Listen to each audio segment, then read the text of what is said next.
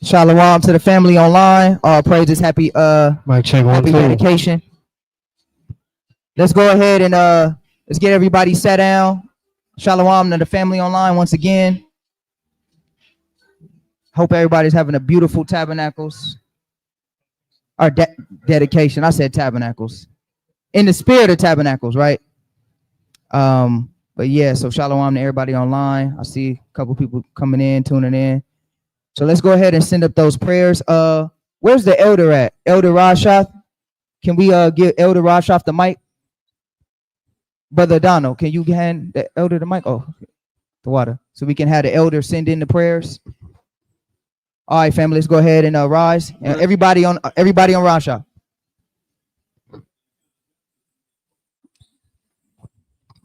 Oh, yeah.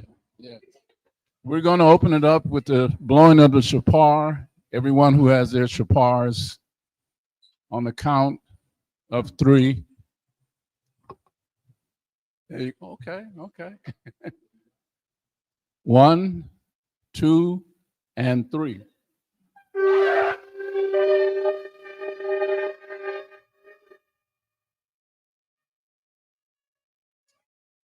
All praises. We're going to add a little bit of an intro to our prayer. La'op, can you get Deuteronomy chapter 6 and verse 4 for me, please? The book of Deuteronomy chapter 6 and verse 4.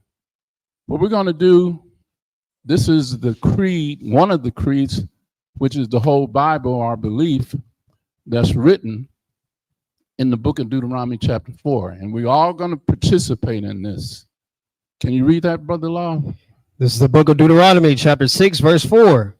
Hear, O Israel, the Lord our God is one Lord. Hear, O Israel, the Lord our God is one Lord. Now, there's a melody that goes along with that. And we're going to do that in praise of our Heavenly Father, in the dedication of our temples back to Him. So it goes like this. Shemai Yasha Allah Yahweh Allahayanawa Yahweh Akkad.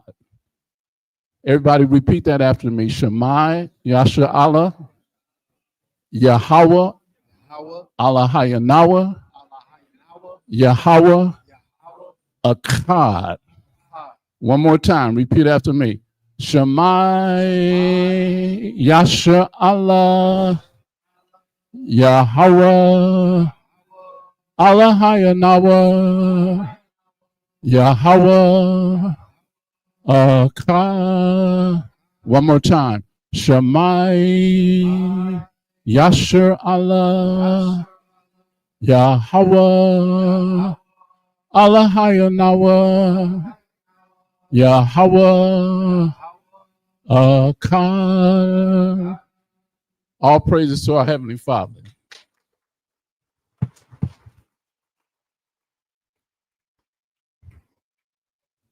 Barakatah Yahweh, Yahweh Nathanawa, Ha'awar, Wahashabath, Bashalam.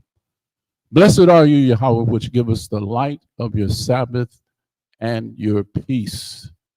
For this, Heavenly Father, we are grateful as we come before the throne of grace and mercy.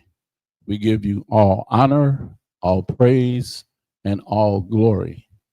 On this blessed night, Heavenly Father, we come to dedicate our spirits, our minds, our souls back to you, in which these bodies have been purchased because we have been bought with a price. We are grateful and we are thankful. We ask, Heavenly Father, that you send your Holy Spirit before us, pour down your mercies and your blessings of righteousness upon us. Surround us, Heavenly Father, with your love, your peace, and your joy as we celebrate this festive occasion dedicated back to you. All peace, love, righteousness, and glory only belongs to you. In the name of our King, Hamashiach Yahushua, we pray. Amen. Amen. Abanawa, Shabashamayam, Kwadash, Haya, Shamka, Yahweh, Malakwaka, Taba'a, Ratazaka, Haya, Aisha, Barataza, Kawa, Haya, Bashamayam, Nathanlanawa, Lacham, Za, Yawum, Wasalach Nawa, Kabawath Nawa, Kasalach Nawa, Kabawathi Nawa, Wala'a, Tabaya Nawa, Banasayawan, Abal, Habashai Nawa, Man, Rai, Kaya, Laka, Hamalakwa, Waha Allah, Wahatha Para, La I Walamium, the Wadi Hawa, the Wadi Habashai. Amen. Now for the translation of that prayer. Our Father who art in heaven, hallowed be thy name, thy kingdom come, thy will be done in earth as it is in heaven. Give us this day our daily bread, and forgive us our debts as we forgive our debtors. And lead us not into temptation, but deliver us from evil. For thine is the kingdom, and the power, and the glory forever. Amen. Amen. It's Shabbat. All praises to the Most High. That was beautiful by Elder Rashaf. Clap it up for the elder one more time. You got to cherish your elders, man. Got to honor your elders. Once again, shalom to everybody that's online. We are at the Feast of Dedication. What is this? Is this Baal's fifth feast of dedication? Or fourth? This is our fourth one? All right, this is Baal's fourth Feast of Dedication. So we're happy to be here once more. All praises to the Most High that he's allowed us to be here. We got some new faces in here. How many, raise your hand if this is your first time keeping dedication. Raise your hand if this is your first time keeping dedication. Okay, we got like couple little hands in there, here and there. All praise, clap it up, yeah. First time keeping the Feast of Dedication. All praises. So Lob, you know what that means, right? We got a lot of reading to do. Dedication is one of those feasts where you gonna have to read, one of them stories where you're gonna have to read, and it's a beautiful, beautiful feast today, and the history is beautiful. Who's celebrating Christmas tomorrow? Anybody looking for the fat man with the red suit coming down the chimney? Oh, we don't have chimneys. I forgot. In the hood, we don't have chimneys. Anybody looking for the fat man to bust through the window tonight? Cookies. If you telling your kids that and you a grown up, you should be ashamed of yourself. And if you're a Christian and you keeping Christmas, which is not in the Bible, I don't understand that. Like, we can show you in the Bible dedication, right? Well, what's that red book? We can show you in the Bible without the, let's get it. John chapter 10. Let's just go ahead and show them. John chapter 10, verse 22. Let's show the people that Christ, Jesus Christ himself, did he keep Christmas? Or did he keep dedication? He kept dedication. So why do we have our good Christian brothers and sisters in 2024 still telling you Merry Christmas with all this information to let you know it's pagan? All right. We as Israelites, we keep what Christ kept. Who's really Christ-like? We are. Read that. We got a lot of reading to do. Let's get that. God, this is the book of John, chapter 10, verse 22. And it was at Jerusalem, the feast of the dedication. Merry Christmas. The feast of the dedication. Ho, ho, ho. The feast of the dedication. Where's the mistletoe? The feast of the dedication. Dedication, Christians. The feast of dedication. And what did it say? Read. And it was winter. And it was winter. Is it winter outside? Well, California is not really, never really winter, but is it the season of winter? Absolutely. We keeping it right in pocket. It says it was the feast of dedication and it was winter time. And what happened? Read.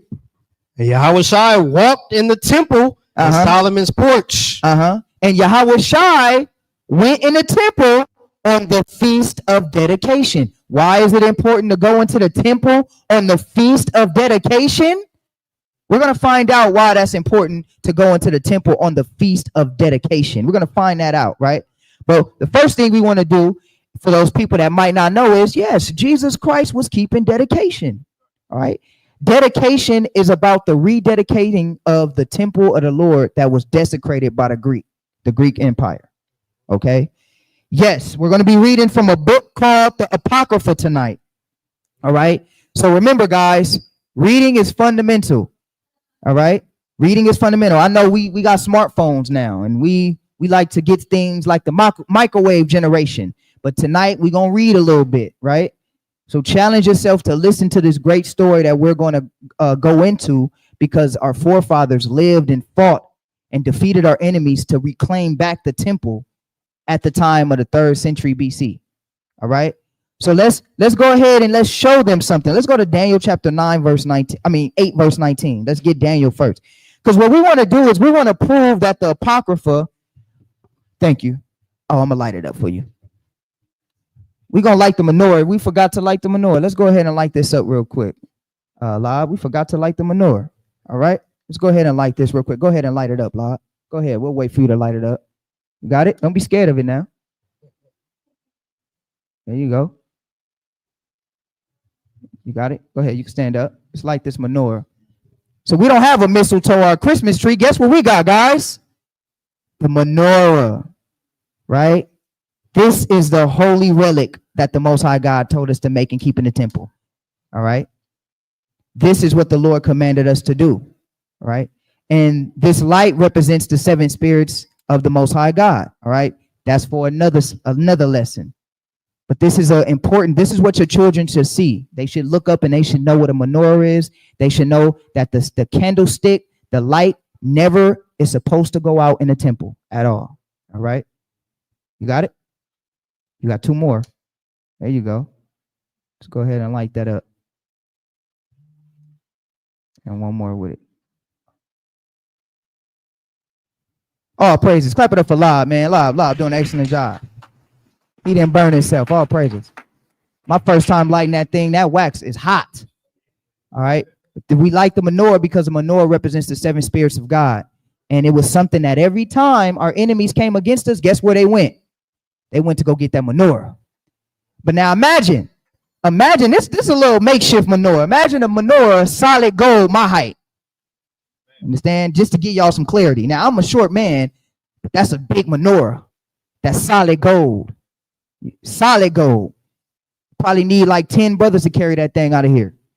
You understand? But the first thing they always went to go get, they went to go get that menorah. All right.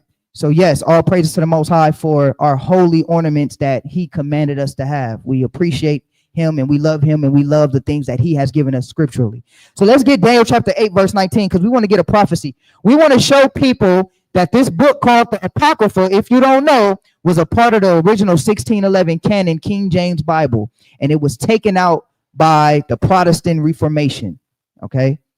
And we're going to find out why they took this book out, because you know what you can find in this book. For those that don't know, you can find the history of Alexander the Greek, or Alexander the Freak. That's what we call him. You can find out that in this, we ain't going to get too vulgar in here tonight, but look up why he's called Alexander the Freak. You can find the history of Cleopatra in here. All right. You can find a lot of history in here dealing with around the ancient Greece, and even a little bit dealing with the Romans. Right. But we know that the New Testament talks heavily about the Romans, but the Greek. Have you noticed that every empire except the Greeks are talked about in the Bible outside of the Apocrypha? It's only mentioned. The Greek Empire is only mentioned, from my understanding, 1 time, and that's dealing with this prophecy we about to read in Daniel. So now let's go ahead and read that prophecy. Get Daniel chapter 8, verse 19. This is the book of Daniel, chapter 8, verse 19. Read. And he said, behold, I will make thee know what shall be in the last end of the indignation. So Nebuchadnezzar had a vision. All right. We skipping the vision. We going straight to the interpretation thereof. So Nebuchadnezzar had a vision, and Daniel's about to give him the understanding of this vision. Read. For at the time appointed, the end shall be. The ram which thou sawest having 2 horns are the kings of Media and Persia. So we know that the Persian, the Medes, they came up. They had world power for a period of time. And then what happened next after that? Read. And the rough goat is the king of Grecia. And then you had that goat, which is the king of Greece. All right. That rough goat, which is the king of Greece. Now, it's funny. We always talk about this, but if you ever see that movie 300, remember when Leonidas came against the prince of Persia, or the king of Persia, when they was about to fight, what did he have sitting by him on his throne? A ram. He had 2 ram heads. Meaning the directors of those movies, guess what? They know biblical prophecy. He had 2 rams sitting by him. So the Persians represent the rams. Then you had the goat, which represent the Greeks, right? In this vision, read. And the great horn that is between his eyes is the first king. Now the first king, there's a first king that's supposed to rise up, and he has a great horn that is in between his eyes, right? That great horn. We're going to find out who that great horn is. A lot of you brothers should already know this. Read. Now that being broken, whereas 4 stood up for it, 4 kingdoms shall stand up out of the nation. Now, when that horn was broken, 4 kingdoms came up after that, or 4 kings, I should say, stood up after that. All right. So that horn was broke and it divided itself into 4. Read. But not in his power. But they didn't have the same amount of power the first king had, but they all had a fraction of the power. Right. What is the kingdom called that when it's divided into 4? A tetrarchy. Clap it up for Kanayak. Kanayak be studying, man. Kanayak was ready. He was like, I know Rata gonna ask. So I ain't even gonna give him time to let it breathe. I'm gonna just answer. Yes, it's a tetrarchy. Absolutely. All right. That's when the kingdom is split into 4. All right. And this was what happened to the king of the Greeks. Right. Keep reading. Verse 23. And in the latter time of their kingdom, when the transgressors are come to the full, Read. A king of fierce countenance and understanding dark sentences shall stand up. But it's going to be one king that's going to come up, and he's going to be worse than all 4 of them, 5 of them, including the first king. All right. And we're going to get to him. We're going to talk about him. See, this is a prophecy. Now, you got to ask your good Christians, where can I see that prophecy fulfilled at, Christians? Right. What are they going to tell you? Without the Apocrypha, that prophecy cannot be fulfilled inside of your Protestant Reformation King James. You need the entire book, Apocrypha, which means hidden. Okay? And we're going to get that history. The Bible is so important and rich in history. Sometimes people get so caught up in a mythology of the book that they forget that the book is a historical book. Right. All right? And prophecy fulfilled. So now that king stood up, died, 4 came after, not in his strength, not with the same amount of power he had, and then 1 rose that was worse than all of them in terms of wickedness. Finish that off, Lot. Verse 24. And his power shall be mighty, but not by his own power, and he shall destroy wonderfully, Read. and shall prosper and practice, and shall destroy the mighty and the holy people. Read. And through his policy also he shall cause craft to prosper in his hand. Read. And he shall magnify himself in his heart, and by peace shall destroy many. He shall also stand up against the prince of pieces, the prince of princes, but he shall be broken without him. He said, with peace he shall destroy many. Oh no, it's okay. Love me, guys. We're all love. I love you. Here, have a concert. Here, football. Who's better, LeBron or Kobe? Argue about it. Social media, have it. Strip clubs or whatever you like to do, go ahead. You're free. And I'm your brother. See that? Same thing that he did during the time of the Greeks. This same man is doing the same thing today.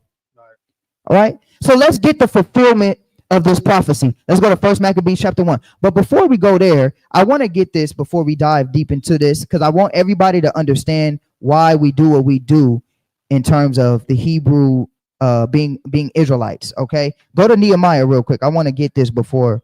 Go to Nehemiah and go to chapter 8 and read verse 1. Nehemiah chapter 8 verse 1.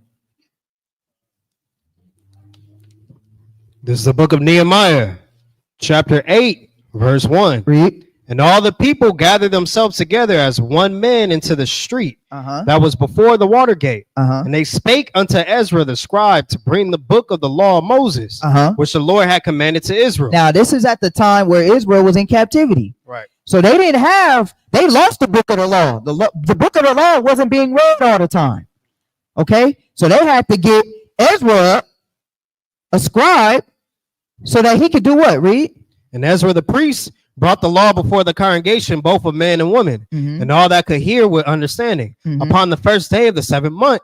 And he read therein before the street was before the water gate, from the morning until midday, before the men and the women, and those that could understand. And the ears of all the people were attentive unto the book of the law. You guys got to understand that what you're doing here today is history repeating itself. It said that they gathered the whole city together when they had to relearn the books of the law. They gathered the whole city together and everybody was attentive and they read from sunup to sundown the book of the law. I just need your attention for 2 hours. Can I get that? Just 2 hours. All right. But they read the book from sunup to sundown, learning the law. We're doing the same things. This is why before we get to them festivities, before we get to that food back there, that mac and cheese and Ramayak, you made your yams? Yeah, Khan. Nobody can get his yams before I get a plate of them. Okay, all praises. I don't know about that. I don't know. Oh yeah, you brought your gumbo. That's right. She did. She brought the gumbo. We did. Clean gumbo. The clean gumbo. Yeah, none of that crawfish and all that. We got some clean gumbo in here. You know what I mean? So we're gonna have a good time tonight. But chicken gumbo, yeah. We're gonna make sure that we get an understanding of what we're doing here today and make sure the kids understand. All right. So I wanted to just read that and let you guys know that the same things that we're doing today is the same things that you can see in history being done. Right. And they read the scriptures from sun up to sundown and they was all intent. Right. So we got to reread the Bible every time we have these holy days because our kids got to stick. OK. So now let's go from there. Let's go to 1 Maccabees chapter 1, verse 1. Let's get into it. 1 Maccabees chapter 1, verse 1. And shalom to everybody online in your different areas that's tuning in. We appreciate you guys. I hope you guys are cooking and about to have a festive night tonight. Go ahead, read that. This is the book of 1 Maccabees, chapter 1, verse 1. And it happened. Daniel chapter 8. It happened. What happened? Read. After that, Alexander, son of Philip, read. the Macedonian. What's a Macedonian? A Greek, but what is it? A Edomite. Who else was a Macedonian in the scriptures? Haman. Evil Haman. If y'all don't know about Esther, don't worry. It's coming up. Purim is coming up. Haman was a Macedonian, but Haman was an Edomite. We'll go into that history some other time. But Alexander the Freak was an Edomite. All right. He was a Macedonian. Read. Who came out of the land of Chittim, has smitten Darius, king of the Persians and Medes. What did Daniel say in his vision? Who came first? The Persians and Medes. Who came next? The Greeks. He destroyed the Persians and Medes. Read. That he reigned in his stead, the first over Greece, and made many wars, and won many strongholds. Remember what Daniel said? It said that he will be a mighty king in earth, and win many wars, and take over many strongholds. Read. And slew the kings of the earth. And he killed many kings of the earth. Read. And went through to the ends of the earth. And took spoils of many nations. Insomuch that the earth was quiet before him. And nobody dare stood up when he was doing his thing. The Most High had to take him out with a sexually transmitted disease. All right. Look up why we call him Alexander the Freak. See, America flipped it. Or I should say they freaked it and called him Alexander the Great. Nah. Alexander the Freak was the first one doing Diddy parties. What they call Diddy parties? The freak offs. Alexander the Freak was doing freak off first. You understand? It's why he died. It's what disease they said he died from, Elder? What, syphilis? Syphilis? Yeah, come on. Man, sick bastard. All right. But nonetheless, he was powerful. He was doing his thing. He was killing kings and all that. Read. Whereupon he was exalted and his heart was lifted up. Verse 4. And he gathered a mighty strong host and ruled over countries and nations and kings who became tributaries unto him. Read. And after these things he fell sick and perceived that he should die. He fell sick and he died. Most High destroyed him. Read. Wherefore he called his servants, such as were honorable, and had been brought up with him from his youth. There go that tetrarchy, that four kings. Who were the four rulers he called? Where my soldiers at? Ptolemy, okay. Cassander. Who? I can't hear. Who? Come on, y'all. Lysimachus. Who else? Seleucus, yes. All right. Yes. Those were the 4 generals with, hey, look, we was getting grilled on that in soldiers class with the elders, boy, I'll tell you.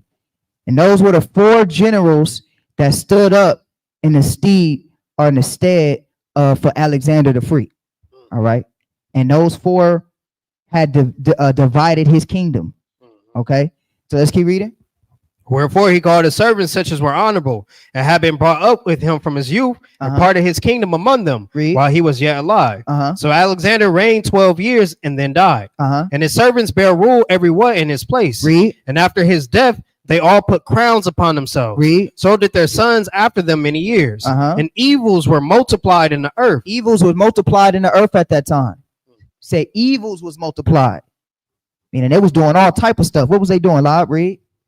And there came out of them a wicked root, Antiochus, surnamed Epiphanes. So there go that wicked one that Daniel had a vision about, and he said was going to come up. That wicked one came up. His name is Antiochus. All right. Now this dude, we're going to talk about him a little later. This dude is the epitome of evil. Okay. He's the epitome of evil. Right. And let's see what he did. Read. Son of Antiochus the king, who had been in hostage at Rome. Read. And he reigned in the 137th year of the kingdom of the Greeks. Read. In those days went there out of Israel wicked men. But it's always some wicked people amongst Israel. Right. You know what they gonna say? We're gonna be like the Greeks. Guess what they were doing? They were having Olympics in their coliseums. I know the Olympics is about to be in California in 2028, I think. They about to bring that Greek custom and that Greek fashion so that y'all can see that history repeats itself. They was doing the same thing in the time of the Greeks. But you know, they was competing naked. That's why half of your athletic sports, if you play sports in school and all of that, you do it naked. You got the swimmers, they got them small little Speedos on, and you got the runners, they dang near got no clothes on, right? All of the sports at this time was done fully unclothed. Right. The Greeks was into some freak offs. You understand? They try to make it seem like we the ones that invented it. Nah, Diddy and them, they learned it from you. Because a white man was the first one with freak offs. It's just that he wanna ostracize the black man for doing it, which they should get ostracized. But don't trip. The white devil been having freak offs. They been having they parties and all of that. The black people they just the boule. The boule meaning they try to emulate. They try to emulate what the white man is doing, you know. But the white man been having this stuff, you know, Bohemian Grove and all of that. White man been doing all of this. The casting couch. You know, you want to get that. What you say? The Vatican. You want to get that role in Star Wars. You know what you got to do. For real. What? So you want to be a star? You want to be a star? You want to be a star? Shit. Excuse my language, but Doja Cat and all them rapped about it. Excuse my language. I'm gonna get real tonight. Y'all gotta forgive me. Doja Cat, she rapped about it, got a whole song about it, how she wished she didn't do it, but then, oh well, it's too late now. What's that song? She was on the video, she was riding a devil, a demon, or something like that. I don't even know the song. I Say What I Said or something like that. Yeah, Paint the Town. Yeah, that. Yeah, go listen to them lyrics. Listen to what she's actually saying. Stuff is demonic. But anyway, the Greeks was doing it first. The white man got it from them. Read. Verse 11. In those days went there out of Israel wicked men, who persuaded many, saying, let us go and make a covenant with the heathen that are round about us. Read. For since we departed from them, we have had much sorrow. So this device pleased them well. Read. Then certain of the people were so for herein that they went to the king, who gave them license to do after the ordinance of the heathen. Isn't it like Israel always want to be like the white man? You know, I said something a couple years ago. You know, Jungle Book.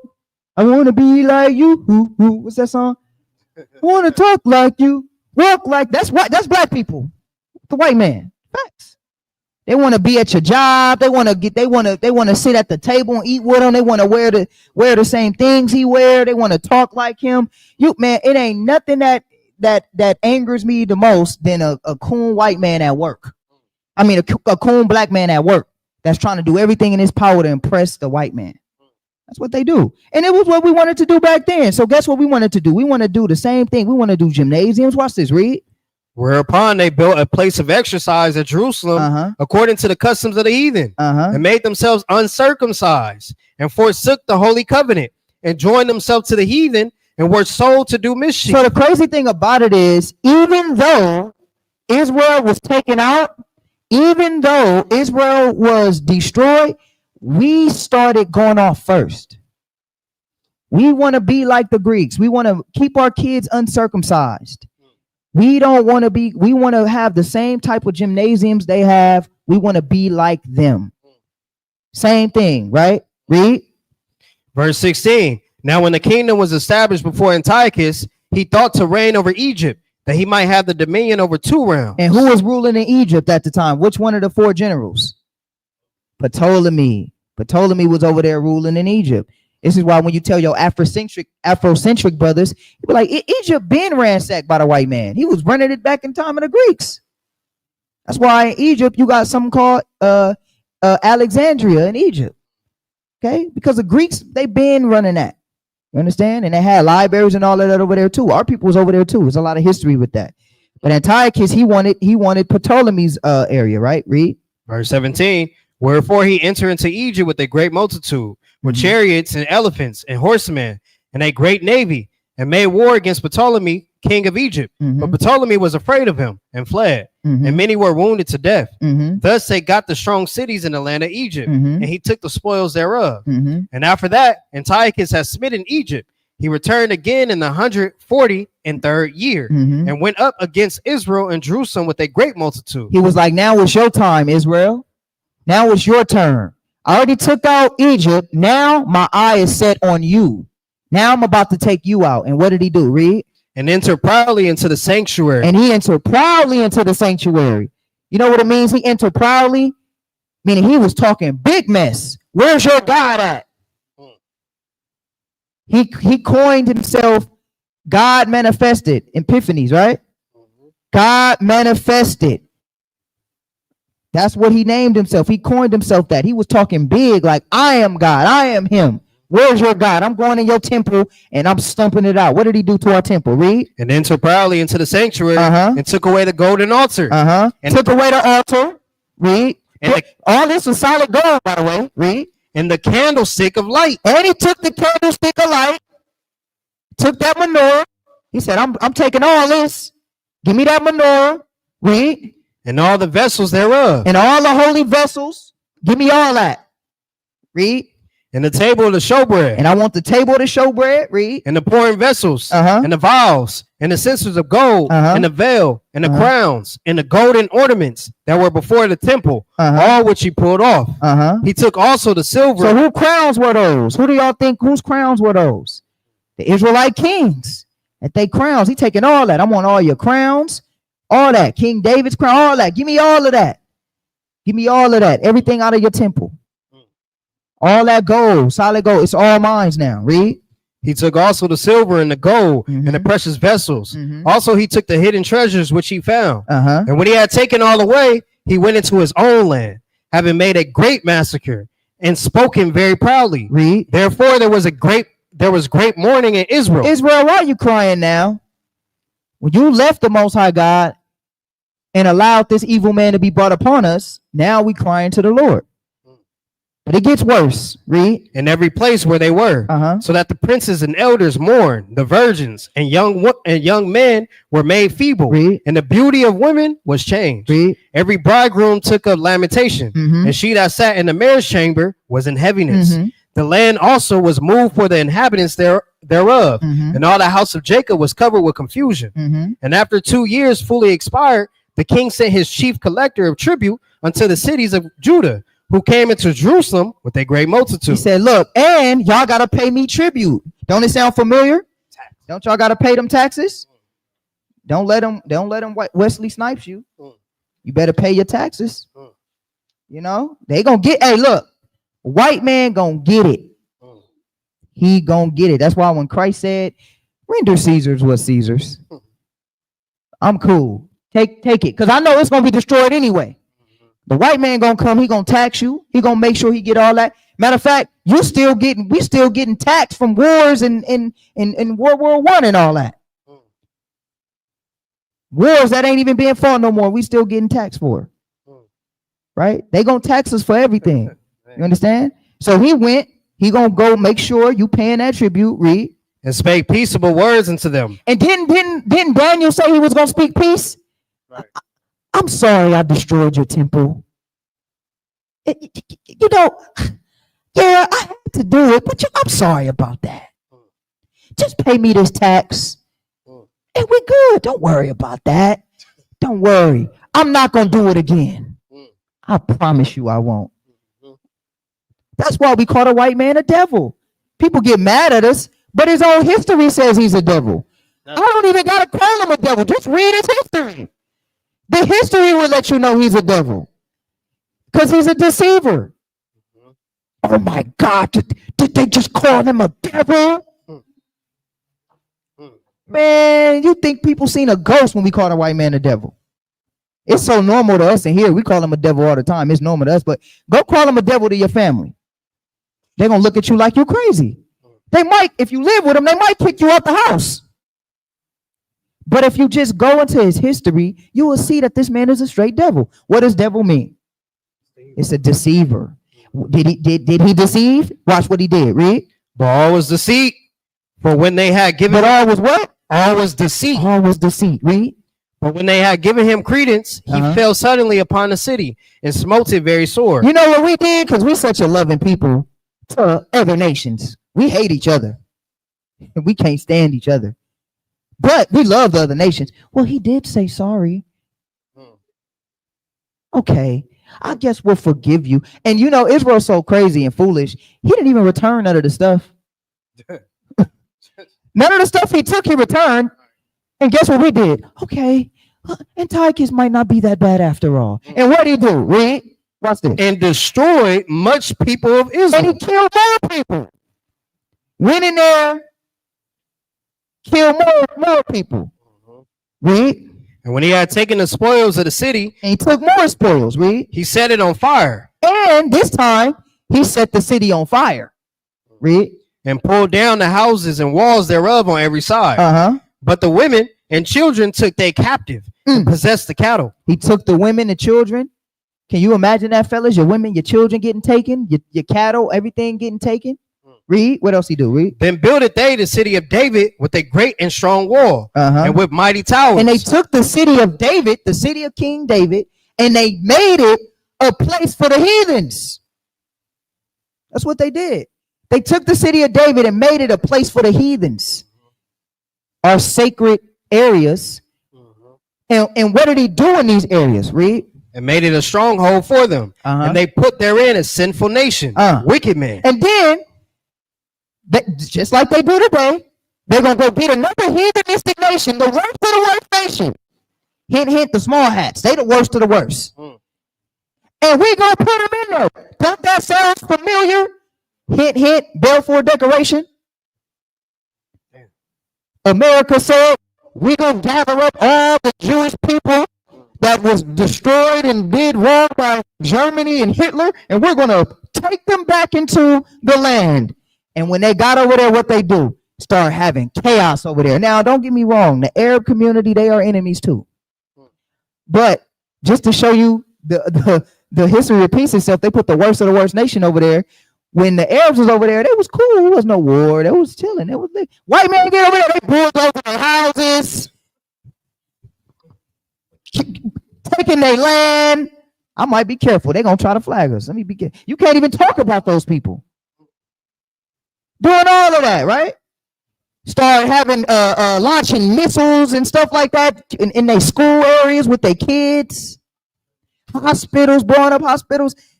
And then they play the victim card when they retaliate back. Having gay parades and all of that, LGBTQ parades in the Holy Land. In the Holy Land. We ain't gonna go too much into that. Y'all know what the Bible say about that. How is that God's chosen people? When this is nothing but facts. This is nothing but facts. Where the second largest community party of that particular community, the second largest what they call it, not rally, but the not concert, what they call it? Parade is in Israel. The first is America. So they put the worst of the worst people in our land. They did the same thing here. And what did they start doing? Read.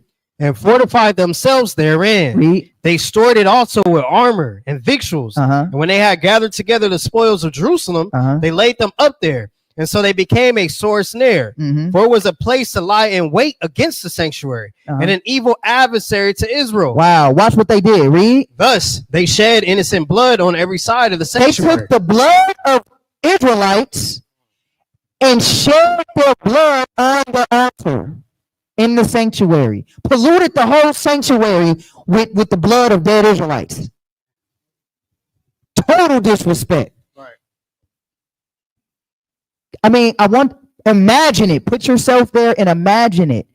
Took the blood of other Israelites, of dead men, and sprinkled their blood all over the sanctuary. But that's not it. Read. And defiled it, insomuch that the inhabitants of Jerusalem fled because of them. Read. Whereupon the city was made an habitation of strangers, and became strange to those that were born in her. They put weird nations in them.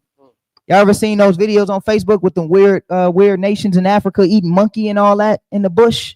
They put nations like that in there, just weird nations, sick, nasty nations, just vile people. The worst of the worst nations. They just compiled them and put them up in the land. Right? Watch this. Read. And her own children left her. Her sanctuary was laid waste like a wilderness. Her feasts were turned into mourning. Read. Her Sabbaths into reproach. Her honor into contempt. Read. As had been her glory, so was her dishonor increased. Read. And her excellency was turned into mourning. Moreover, King Antiochus wrote to his whole kingdom that all should be one people. Don't that sound familiar? Everybody should be one. Everybody should be equal. Right.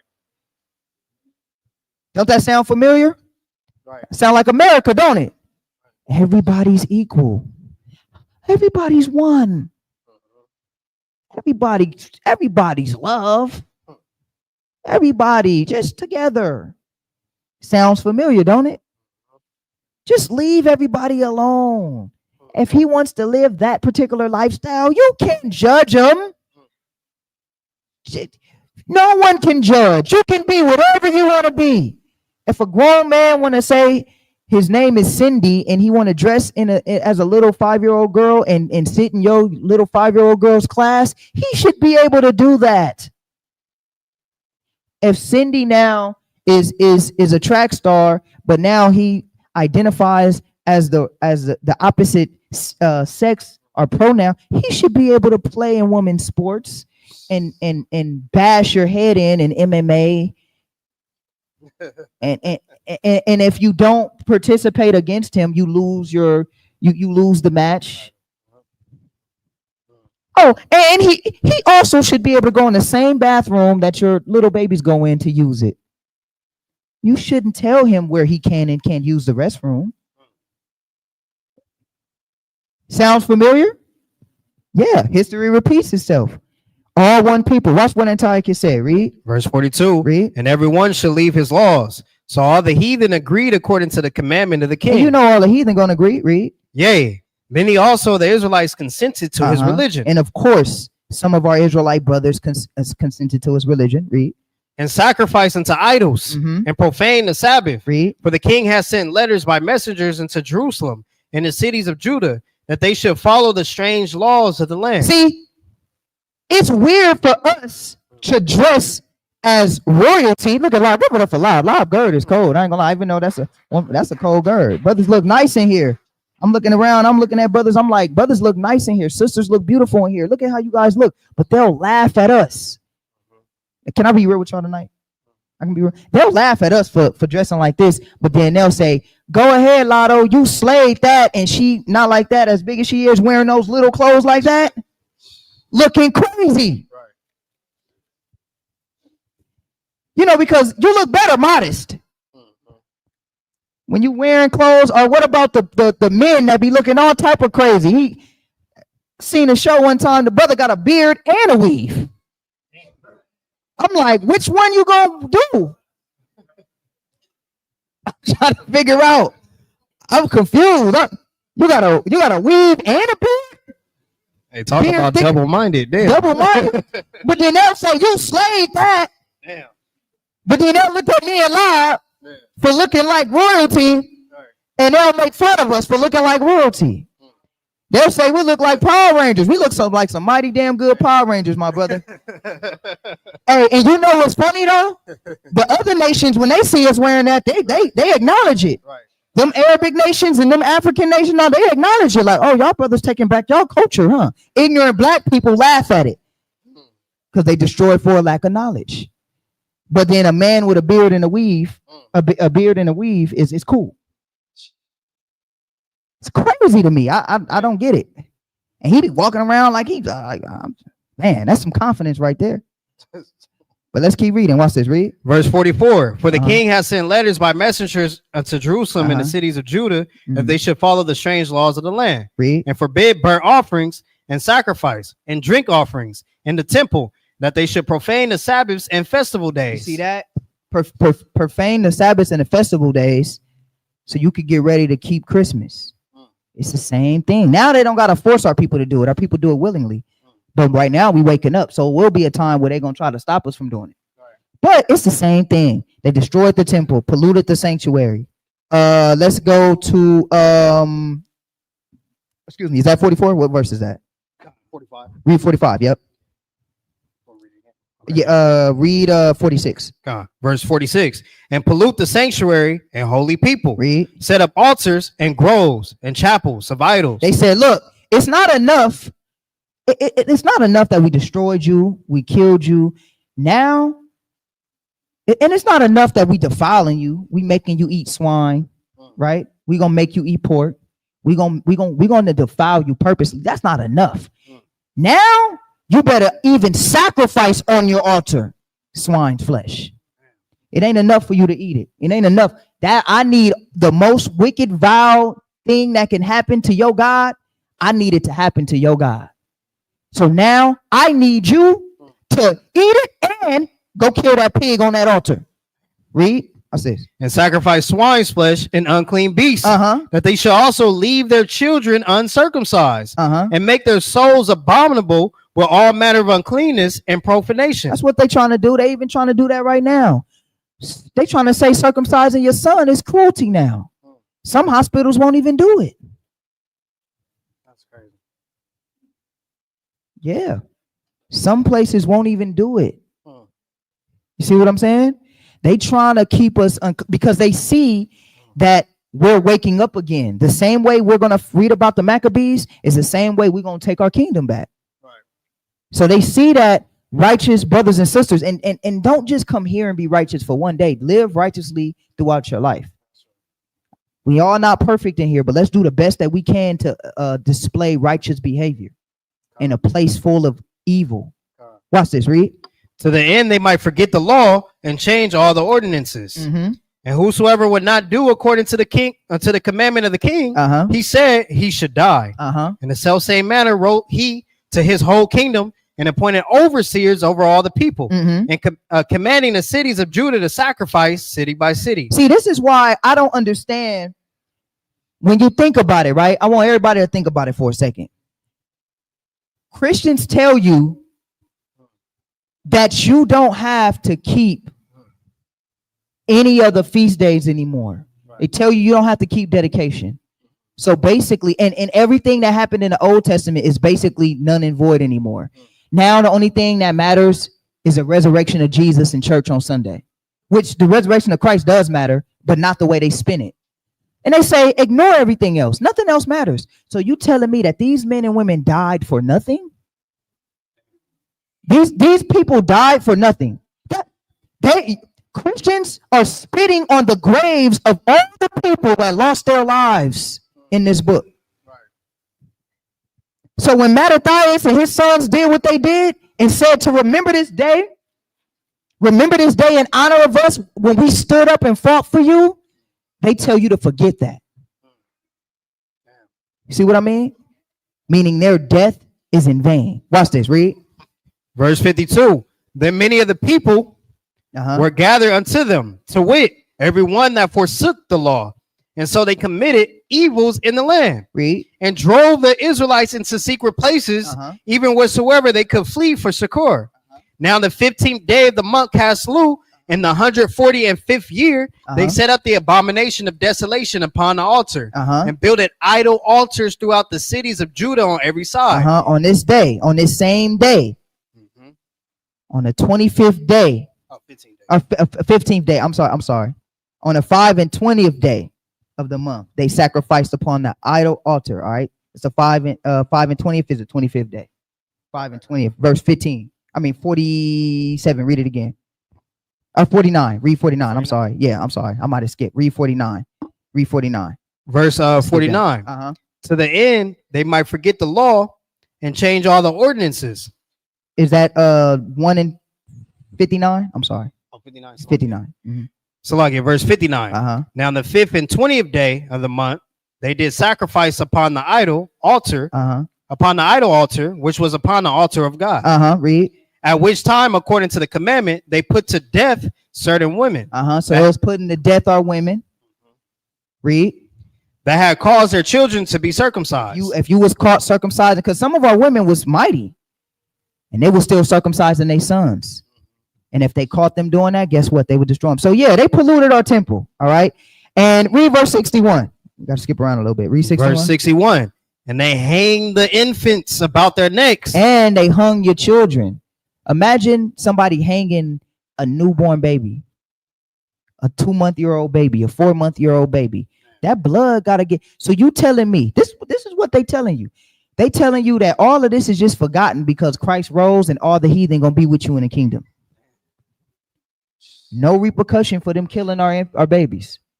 Because what they like to what they like to do is make it, they generalize it by just one person instead of looking at it as a nation. The Most High God looks at it as a nation. This whole nation did this. Some of these Roman soldiers that did this and some of these generals that did this, they lived long, good lives. Right. All of them didn't just die. Some of them lived long, good lives and was kings and all that. So what? They just get to live their life and kill and murder and all that, and then they die and what? Jesus now, and now they with you in the kingdom. Jesus went down to hell. This is what the Christians tell you. Jesus went down to hell to save Alexander the Free. This is what they believe. Am I right? They believe Jesus went down into hell, slapped up Satan, and grabbed Alexander the Freak by the hand. Take my hand. And led all his Greek counterparts out of hell. And said, now you with me saved. After they then defiled the temple, defiled the holy people, killed the holy people, hung babies by the necks. Now all of a sudden they in the kingdom. Go ask your Christian friends one day. Be like, all right, so Alexander the Greek, he did a lot of atrocities to our Antiochus, but say Alexander the Greek because they don't know Antiochus. Say he did a lot of atrocities and stuff to God's people. So what happens to him? Jesus gonna save everybody. His blood is for everybody. If he believe. All right. Jesus went down there and preached to him too. This is what we don't understand as a people is we don't understand what's called justice. And this is what Mattathias and them understood. And this is what the Bible condones. The Bible condones justice. All right. So let's go down. Let's go to chapter 2, read verse 1. The book of 1 Maccabees, chapter 2, verse 1. In those days arose Mattathias, the son of John, the son of Simeon, a priest of the sons of Jorib, from Jerusalem, and dwelt in Modin. Now this is a man right here, Mattathias. Mattathias is one of those brothers that you ever met one of those men that you feel comfortable around because you just know he gonna have the answer when stuff get bad. I just feel comfortable with this brother. I know. You ever think to yourself like, The first man that come in your mind when it's when all hell break loose, the first man that come in your mind, that's the man I'm talking about that you can depend on. Like, that's a brother I want to be with. He got his mind together. He's strong. When stuff hit the fan, I know he gonna be there. He not gonna worry. That's how Mattathias was. Mattathias was one of them brothers. In the face of adversity, you ever been outnumbered in the street fight, and then you just got that one friend that's just like, nah, we with it, let's go. And it just make you feel like, oh, we probably can take him. You don't want to be with that friend that's kind of like, oh. You ever been around that friend? I have, got pressed. Then you look over at him and he ain't saying nothing and he just stayed off in the back. That's not a homie you want to have. You want to have a homie like Mattathias. You know he gonna get down with you. You know at the end of the day, he gonna die with you. And this man, not only was he like that, but his sons was like that. I hope our sons in here can emulate just a fraction of what his sons had. Because if they can have just a fractions of what his sons had, just imagine how powerful they would be, especially in this world. Oh, they want your boys to be soft, feminine. They want your boys to be soft and feminine. Don't let them take your babies from you. All you guys that got children and that got sons in here, when your son fall and scrape his knee, you tell him, get up. Stop crying. Ain't nothing wrong with you. Don't be that parent. Oh no, what happened? Oh, it's okay. How did that make you feel? Did that make you hurt? No, you got to make your boys strong warriors. You understand? I ain't gonna lie. Some of our Israelite women back in the day is stronger than the men today. Can you imagine? And we're going to get back to the lesson, but I want y'all to put your minds to this. Can you imagine if the Titanic happened in 2024? Now, the reason why I'm saying that, if y'all know anything about the Titanic, because men were more masculine back then, like in the 1800s and the early 1900s, men were more masculine back then. Back in that day, the men were like the women and children on the lifeboats. And if a man tried to run, they would shoot him. And say all the men are going to die manfully on this boat, the women and the children on the lifeboats. Let Titanic happen today. You're going to hear them men, no, they're going to be pushing the kids and the women out the way. You ain't going, all the kids and the women going to be on the boat sinking. The men going to be out of there because we raising men that are fearful now in today's time. But Mattathias and his sons and the men that rode with them, these were men that were strong. Watch this, read. Verse 2, and he had 5 sons. Joanan, called Cadus. Simon, called Thasi. Judas, who was called Maccabees. Eleazar, called Avaran. And Jonathan, whose surname was Aphis. And when he had saw the blasphemies that were committed in Judah and Jerusalem, he said, woe is me. Wherefore was I born to see this misery of my people and of the holy city, and to dwell there, when it was delivered into the hand of the enemy, and the sanctuary into the hand of strangers. Her temple was become as a man without glory. So he was sad about all of the destruction that he was seeing. This is what Mattathias was saying. So let's skip down. Go to verse 14. Verse 14. The Mattathias and his sons rent their clothes and put on sackcloth and mourn very sore. It says, and Mattathias and his sons. Mattathias and his sons. They all were sad. They rent their clothes and they all were sad at the atrocities that was happening in the hands of the Greeks. Read. In the mean, while the king's officers, such as compelled the people to revolt, came into the city Modin to make them sacrifice. When many of Israel came unto them, Mattathias also and his sons came together. So now the king sent his messenger and was like, all right, it's time for the daily sacrifice now. So as usual, everybody get together. Let's go ahead and let's get this sacrifice going. And the whole city got to come out. And so Mattathias and his sons, they went out there. They went out there to see what was going on. Read. Then answered the king's officers and said to Mattathias on this wise. And when they seen Mattathias, they was like, oh, that's Mattathias right there. We know who Mattathias is. The Antiochus officers was like, we know who you are. That's Mattathias, right? That's a great man of Israel right there. So what we have to do is what? Read. thou art a ruler and an honorable and great man in this city. Because all you brothers in here that desire to be teachers and to be prophets and things like that, just know he coming for you first.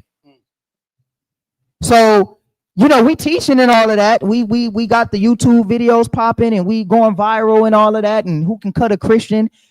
But when stuff hit the fan, who are they going after first?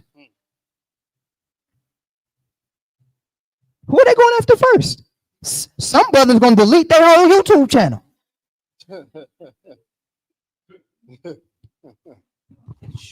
I got over like 2,000 videos. I gotta scratch all that.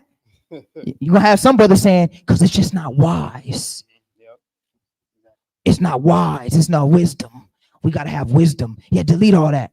And you know the white man so cold. He's like, ain't nothing you could do. I got it right here. I pulled it from the cloud. Because nothing really get deleted. Right. You might as well keep it up. But see, they're gonna go after the leaders first, right? So he see Mattathias.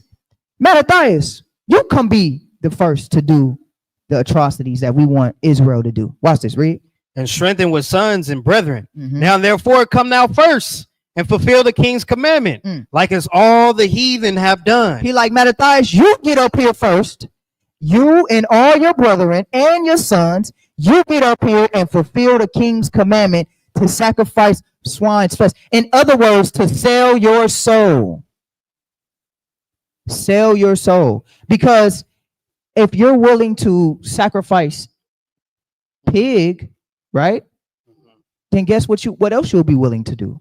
Let's see what else he'd be willing to do. Let's see if he'll be willing to lay with a man. Let's see if he'll be willing to participate in these orgies. When does it stop? When you sell your soul. So if you don't maintain your integrity, when you're dealing with a devil like Esau, it's only going to get worse. How much of you do you want to sell? So he told Mattathias, you get up here, you be the first one to come up here. Right? Read.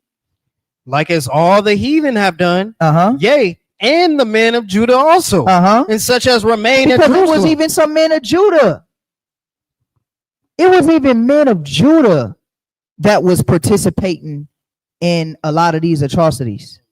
Even your own people. Watch this, read. So shalt thou and thy house be in the number of the king's friends. And that's what the enemy does. He says, look, don't worry, sell your soul, and then you want to be a billionaire? You want to sit at the table with me? All you gotta do is sell your soul. Watch this, read. And thou and thy children shall be honored with silver and gold. And he like, you don't want to die, do you? Look, we'll give your kids the best education. What? Do you really? You see what I did to that little 4-month-old baby back there? You see that baby hanging by the tree over there? You don't want to go through that. Look how pretty that baby is. Just do this, and then guess what? Your babies and your children will have gold and silver with me. And they'll live fine. Some people gonna sell out for their kids. Some people gonna sell out for their kids. It's a tough game like that. And I ain't gonna sit up here and say that's the easy thing to watch your child get killed in front of you, but this is the harsh reality. I can't sugarcoat it. This is what happened. Our people, their children were killed, hung. And our people gave them up because they did not want to disrespect the laws of the Most High God. You're going to have some people that's going to say, y'all doing too much. Y'all doing too much now. Y'all had me and we was Israelites and all that, but now you're talking about we got to stand up and not waver from these commandments no matter what. Oh, yeah, y'all doing too much. Y'all extra'd out. My family is more important than that religion.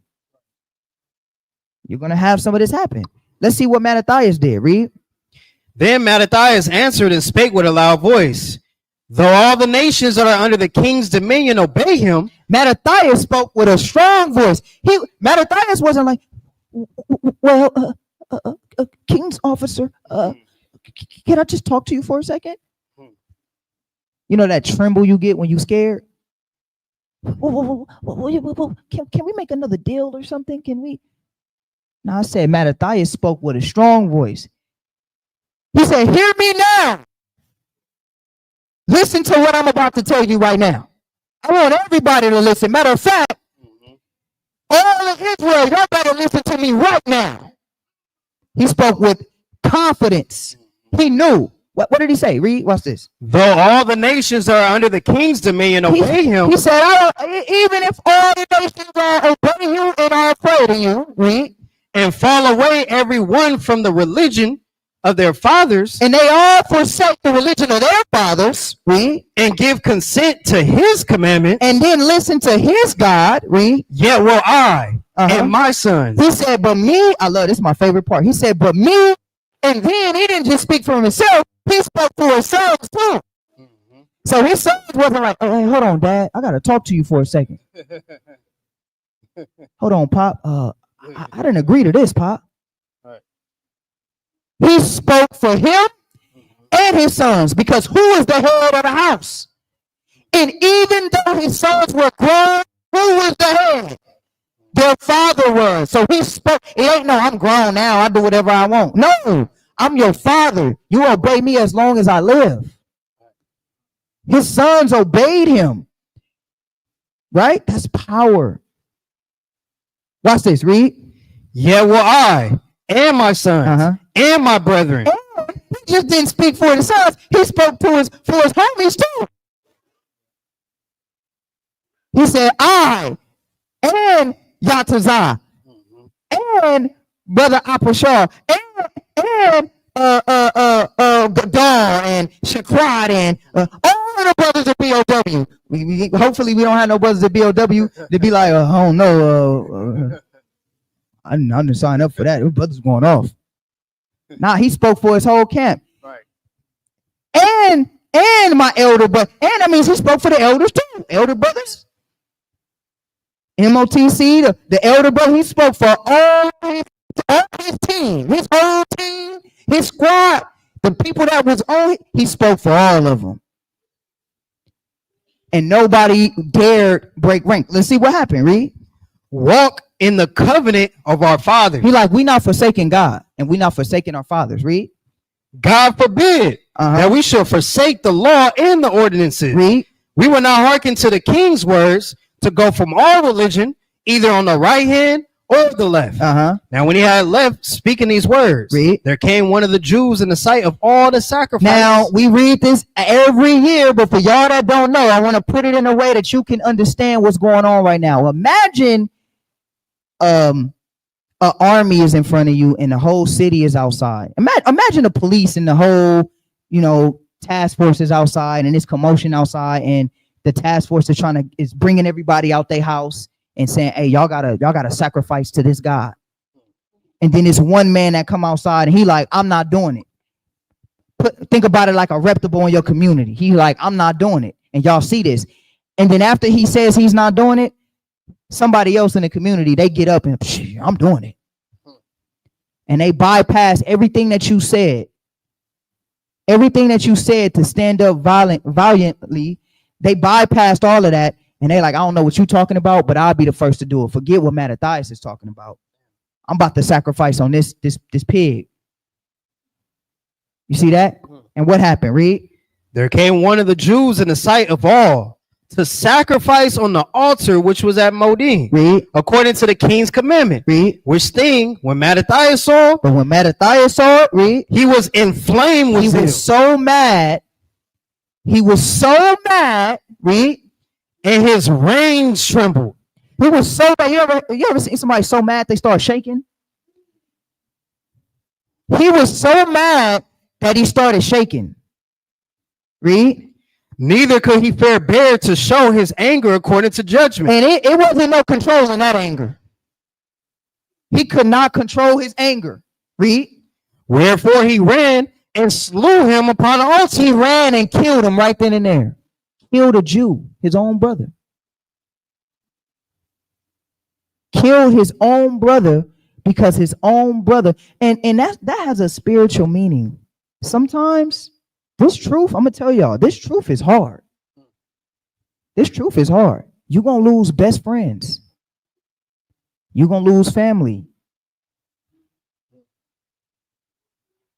The funny thing is when people think that I left that Israelite cult, and now I'm back with my family. They fully in the world. They keeping Christmas, Easter, and all that. They back with their family, keeping holidays and pagan holidays because they weren't strong enough to stand up. You're going to have to lose family in this. You're going to have to lose friends in this. Everybody is not called. So when Mattathias seen this, he killed this man. Then what did he do? Read. Verse 25. Also the king's commissioner. And he just didn't kill him. He killed even the king's commissioner. So y'all know that scene on 300 where Leonidas kicked him down and there's Sir Sparta and kicked him down. Man, that's from the Bible. There's Sir Sparta, kicked him down, and then they start killing everybody. Nah, that really happened in this scene. That really happened. First, he killed his own brother, which was a Jew, somebody that was a Jew, and then he went and wreaked havoc on the king's commissioners. Read. Who compelled man to sacrifice. Read. He killed at that time. Read. In the altar, he pulled down. And he just didn't kill him. He pulled down a false idol altar and desecrated it. Read. Thus dealt he zealously for the law of God, like as Phinehas did unto Zambri, the son of Salam. Read. And Mattathias cried throughout the city with a loud voice, saying, whosoever is zealous of the law and maintaineth the covenant, let him follow me. Be like, look, we got to get up out of here. Whoever trying to follow the law, let him follow me. And whoever was down with the Most High, guess what they did? They followed him, and they went into the mountains and the hills of Israel, and they had to regroup. And this is what started the war. Okay, this is what started the Great War. So now let's go from there and go to let's skip a little bit for the sake of time. Read verse 49, because there was battles that were fought.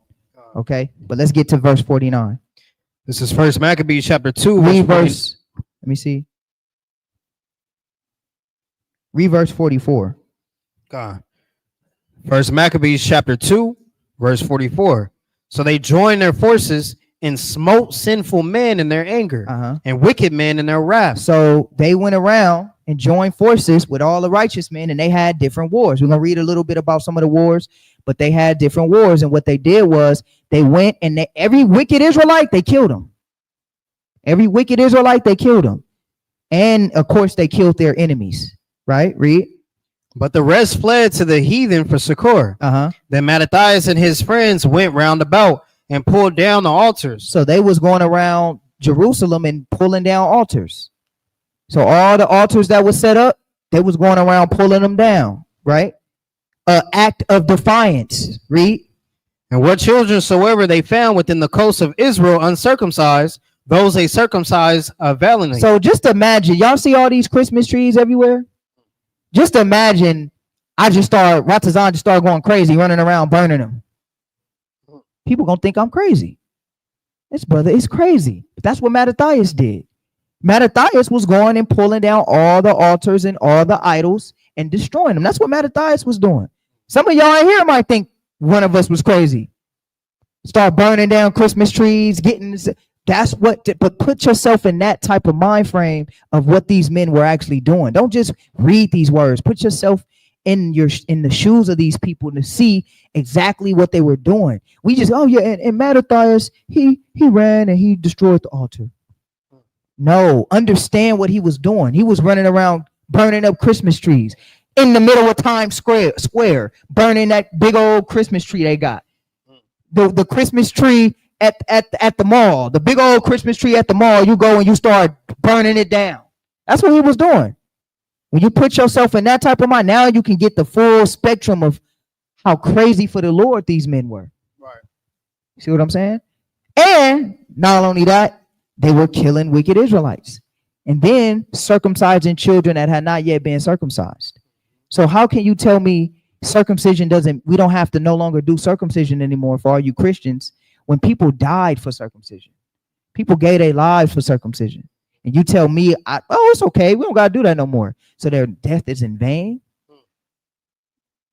Not at all. Watch this. Read. Verse 47. They pursued also after the proud man, and the work prospered in their hand. So they recovered the law out of the hand of the Gentiles Read. and out of the hand of kings. Uh-huh. Neither suffered they the sinner to triumph.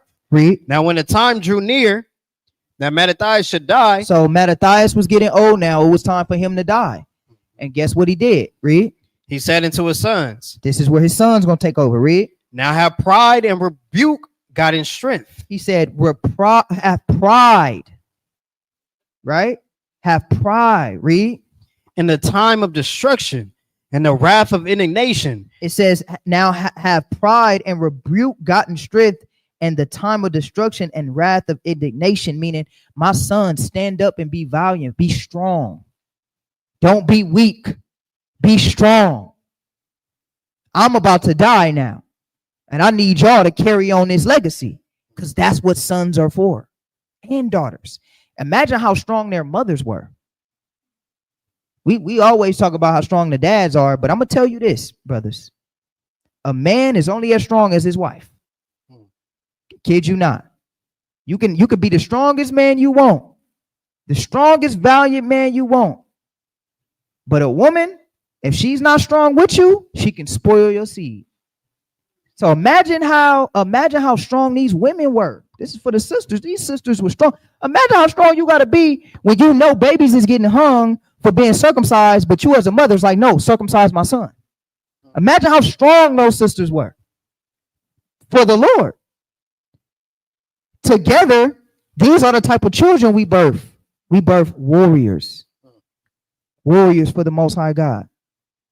You understand? Watch this, read. Verse 50. Now therefore, my sons, be zealous for the law, and give your lives for the covenant of your fathers. And die if you have to. If you got, see, Mattathias didn't say, you know how some people be like, well, if I do good, then God will save me. That ain't always true. Some of Mattathias' sons died. Matter of fact, Judas Maccabees, didn't he die? Judas Maccabees, he died. He was the strongest brother. That's where we get the name Maccabees from. So it ain't all, just because you do right, it's not always guaranteed that you're going to live. It's not always a guarantee that God, well, if I do good, God will bless me and save me. It's not always guaranteed, brothers. Some of us might have to give up that ghost. Right, read. Verse 51. Call to remembrance what acts our fathers did in their time. So shall ye receive great honor in an everlasting name. He like, you might die, but your name is going to be everlasting. You're going to be known for being a reputable. We still, how many thousands of years ago was this? And we still talking about them? Right. We still, in 2024, we're still talking about the Maccabees. Our kids are going to know who the Maccabees are. Do you understand? Watch this, read. Was not Abraham found faithful in temptation, and it was imputed into him for righteousness? Joseph, in the time of his distress, kept the commandment, was made Lord of Egypt. Phineas, our father, in being zealous and fervent, obtained the covenant of an everlasting priesthood. Okay, so go from there. So he's strengthening his sons. Let's get chapter 3, verse 1.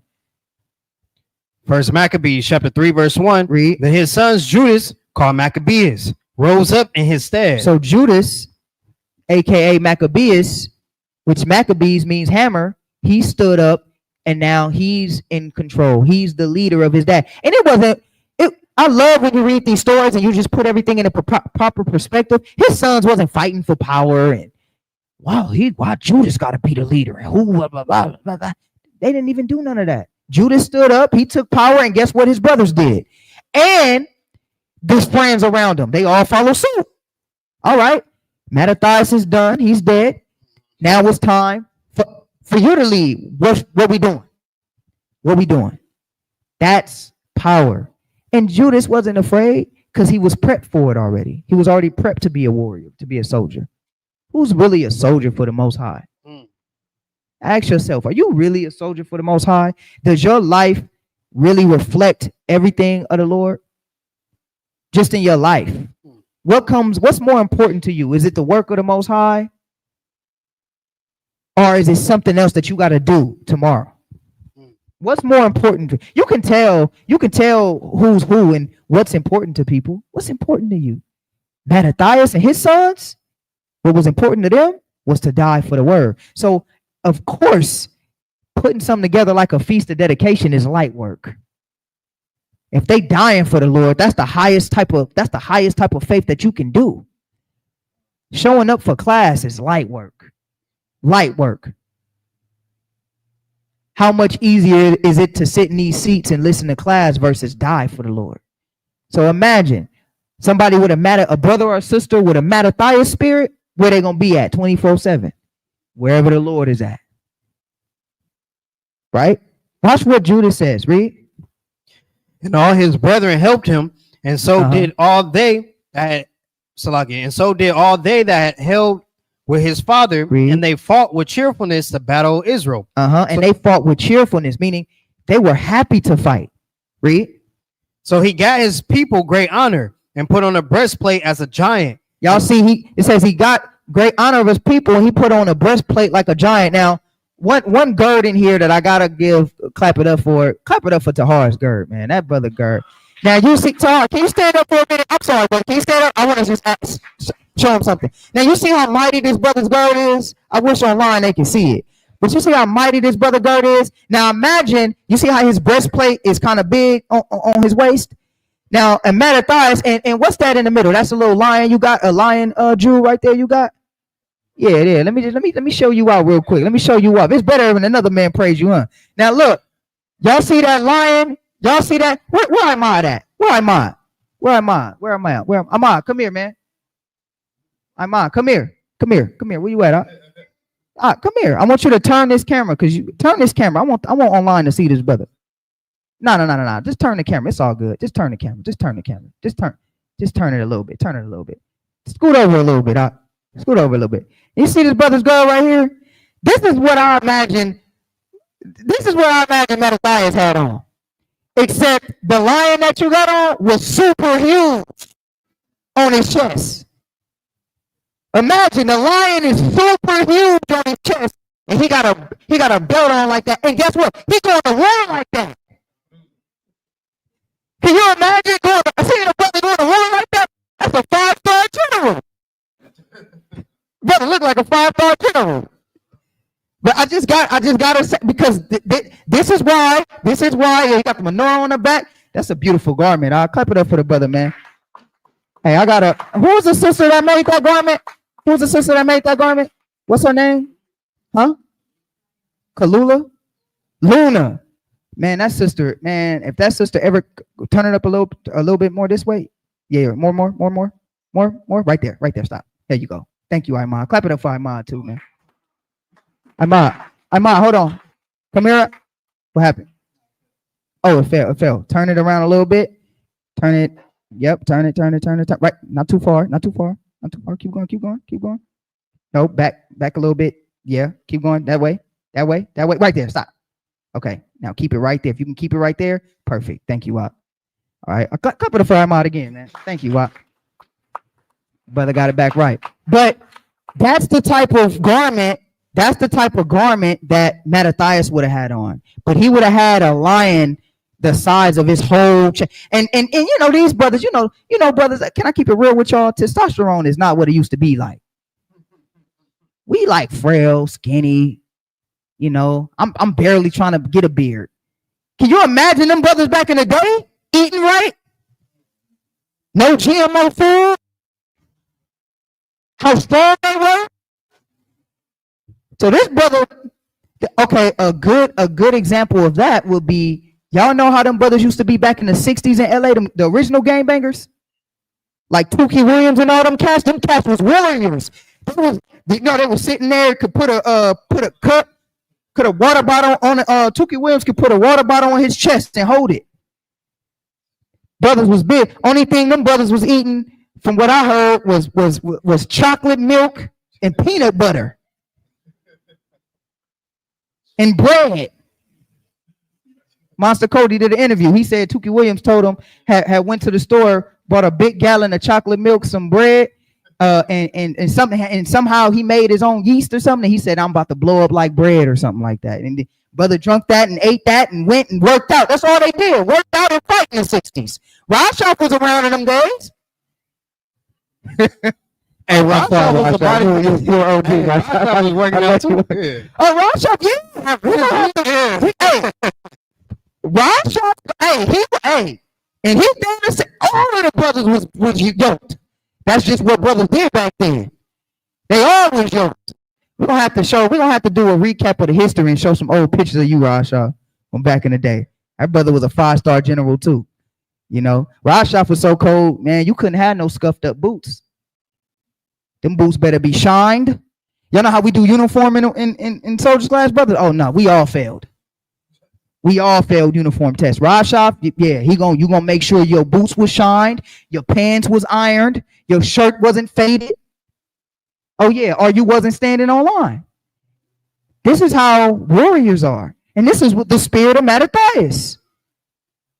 You understand? This is the spirit of Mattathias. So read that. Read what Mattathias had on again. Read. First Maccabees chapter 3, verse 3. So whenever they laugh at us, man, we doing what the Bible was doing. We doing what the Most High considers as holy. Read. So he got his people great honor. Read. And put on a breastplate as a giant. He put on a breastplate as a giant. That's that breastplate that the brother Tahar had on, right? He put it on as a giant though. Had a big one on. Read. And girt his warlike harness about him. And he made battles, protecting the host with his sword. Read. And his axe he was like a lion. And like a lion's whelp, roaring for his prey. For he pursued the wicked and sought them out and burnt up those that vexed his people. He was even more killer than his dad. You thought his dad was bad? Oh, he was more of a killer than his pops. It's no greater joy than a son that surpasses dad. You want your son to surpass you. You want your son to be better than you. Mattathias was better than his dad. He was putting heathens to flight. No games. This was a no nonsense type of cat. You couldn't be in this man's army or around him in his circle and be a soft cat. You couldn't be a sensitive cat. Couldn't be all sad and emotional. You couldn't be. It was no emotional brothers in this man's army. You understand? Watch this. Read. Wherefore the wicked shrunk for fear of him, and all the workers of iniquity were troubled. It says the wicked was scared of this man. It said they shrunk in fear. They was afraid of Mattathias. Of Judas. Maccabees. Read. And all the workers of iniquity were troubled, because salvation prospered in his hand. He grieved also many kings. Read. And made Jacob glad with his acts. And his memorial is blessed forever. His memorial is going to be blessed forever, because not only do we remember him now, who are we going to be talking about in the kingdom? Mattathias is going to be one of those brothers that we're going to talk about his story in the kingdom. That's why we do it still today. What stories do you think they're going to talk about in the kingdom of heaven? Y'all think they're going to be arguing LeBron and Kobe? No. Yeah, man, I mean, we was in the world and Kobe, man. They ain't going to be talking about no Kobe and Jordan. Kobe, Jordan, and all LeBron and all that. They're going to be talking about Mattathias, David, Samson. They're going to be talking about all the mighty men of Israel and mighty sisters of Israel. Judith, Susanna. You understand? Esther. They're going to be talking about all these mighty sisters in the scriptures too. See that? Watch this. Read. Moreover, he went through the cities of Judah. Let's go down to, keep reading. Destroying the ungodly out of them. Okay, read verse 13. Let's go down. Verse 13. Yep. Now when Saran, a prince of the army of Syria, heard say that Judas had gathered unto him a multitude and company of the faithful to go out with him to war, he said, I will give me a name and honor in the kingdom. For I will go fight with Judas and them that are with him, who despise the king's commandment. So this dude, which was the ruler of Syria at the time, he was like, you know what I'm about to go do? I'm about to give me a name. I'm going to be the one that killed Judas. I'm going to go fight against Judas, right? Read. So he made him ready to go up, and there went with him a mighty host of the ungodly to help him, and to be avenged of the children of Israel. Read. And when he came near to the going of Beth-horon, Judas went forth to meet him with a small company. This man had a more than a sea of people with him, like a massive army. He had a massive army to go kill Judas, and Judas only had a small company of men.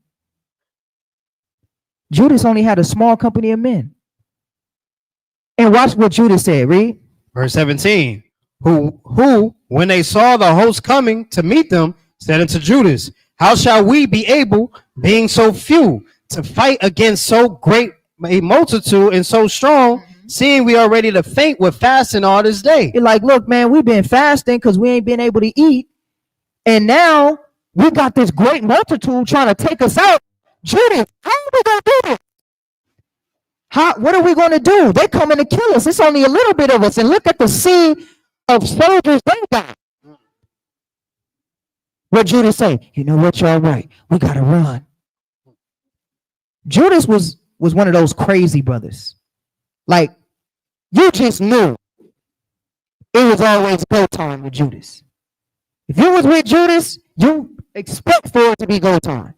Because Judas, you know who Judas remind me of in a more righteous way? Y'all ever know? Some of y'all might know. Y'all know that dude, X4?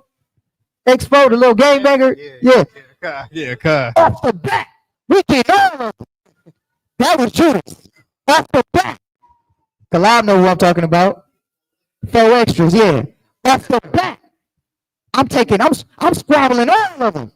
If it's 10, get your 10 fades out the way. This for real.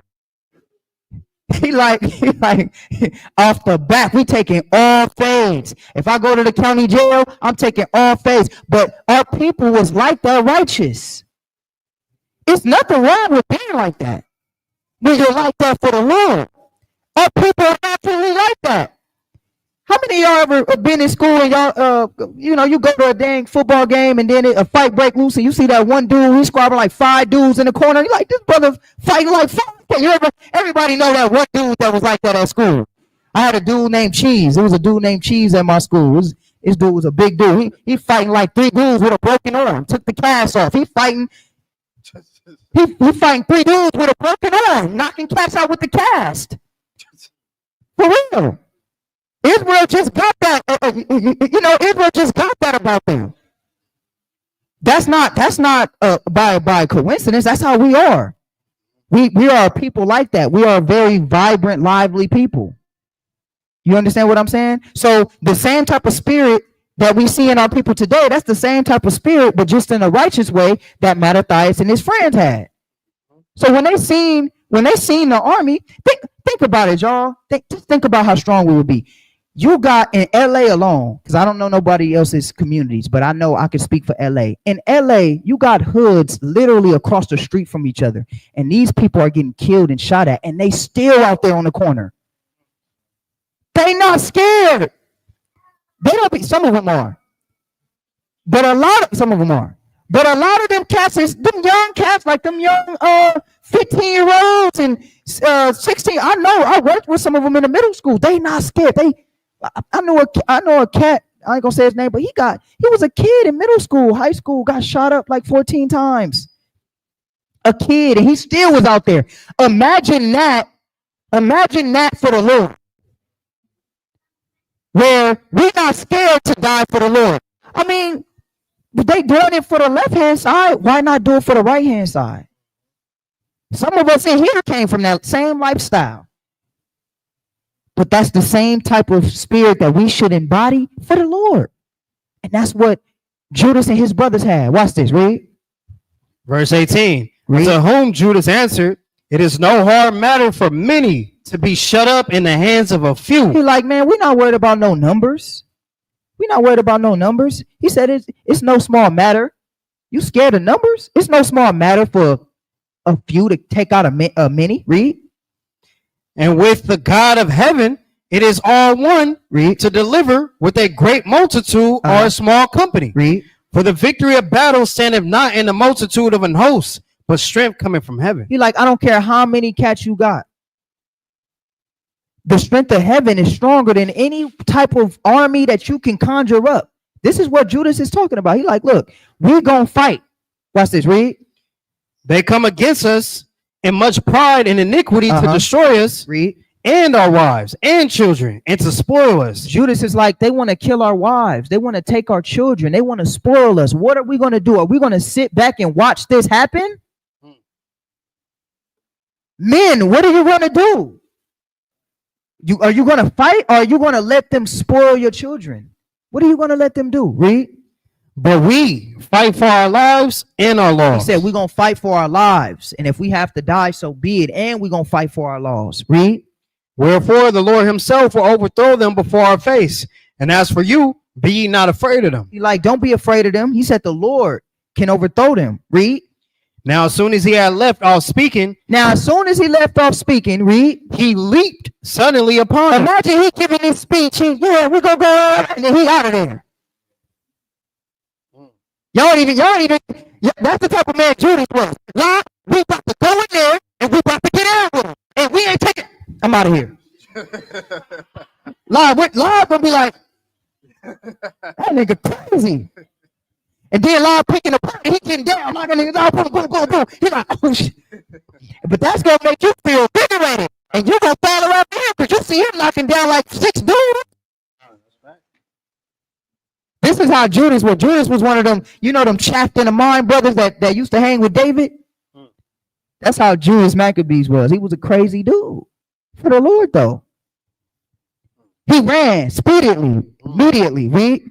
He leaped suddenly upon them. Read. And so Saran and his host was overthrown before him. He says, and they overthrew him. Read. And they pursued them from the going down of Bethhoron unto the plain, where were slain about 800 men of them, and the residue fled into the land of the Philistines. They was out of there. Do y'all understand that they fleeing into different regions? It ain't like it's around the corner. They fleeing from they end up in Philistine, where the Philistines at. One day, look at your map and look at from where the Philistines is at, where Israel is at. They fleeing from city to city, like they running. That's like almost like them running. Just to give you guys a understanding, that's like running, and it might be even longer, but just to give y'all some type of thought about it, that's like me running, chasing the army from here to like Lancaster. We chasing them. We on their head. We on their head. They running. We pursuing them. They out of here. They running. We done pursued them into the whole next city. Way out. This is how your people were. These type of stories, I understand why the Lord wants us to remember these things, because this should invigorate you in your little daily life to call off work for the Sabbath. That's right. You know what I mean? You scared? Oh, my boss just got the job. So what? You ain't even dying. Just call off. Tell your job in a heartbeat. We can, Keyshawn, we cannot fulfill it. Can you just? I can't do it. But if you don't, I don't know. I'm not breaking God's commandments, though. We already got too many sins on us as it is. We can't. At least I'll be telling brother, we at least need to be in his feast days and giving him honor on them days. At least be here, be present, have our kids here, have our kids present. What is more important to you? But Judas Maccabees, he pursued these cats, killed them, right? Read. Verse 25. They began the fear of Judas and his brethren, and an exceeding great dread to fall upon the nations round about them. Insomuch as his fame came into the king, and all nations talk of the battles of Judas. Now this ends up going to Antiochus. Now remember, Saran was just like a little guy that ruled a certain region in Syria. This battle and this fame end up traveling all the way up to Antiochus, who was controlling the whole thing. So Antiochus like, hold on, who did what? He defied me, and he did who? What did Antiochus? And remember, this is the same guy that think he's God. Read. Now, when King Antiochus heard these things, he was full of indignation. Read. Wherefore he sent and gathered together all the forces of his realm, Read. even a very strong army. He opened also his treasure and gave his soldiers pay for a year, commanding them to be ready whensoever he should need them. He like, look, we gonna kill Judas Maccabees. So let's go from there. Let's go to verse. What verse was that, Lob? Okay, go to verse 42, chapter 3, 1 Maccabees chapter 3, verse 42. Let's get to 42.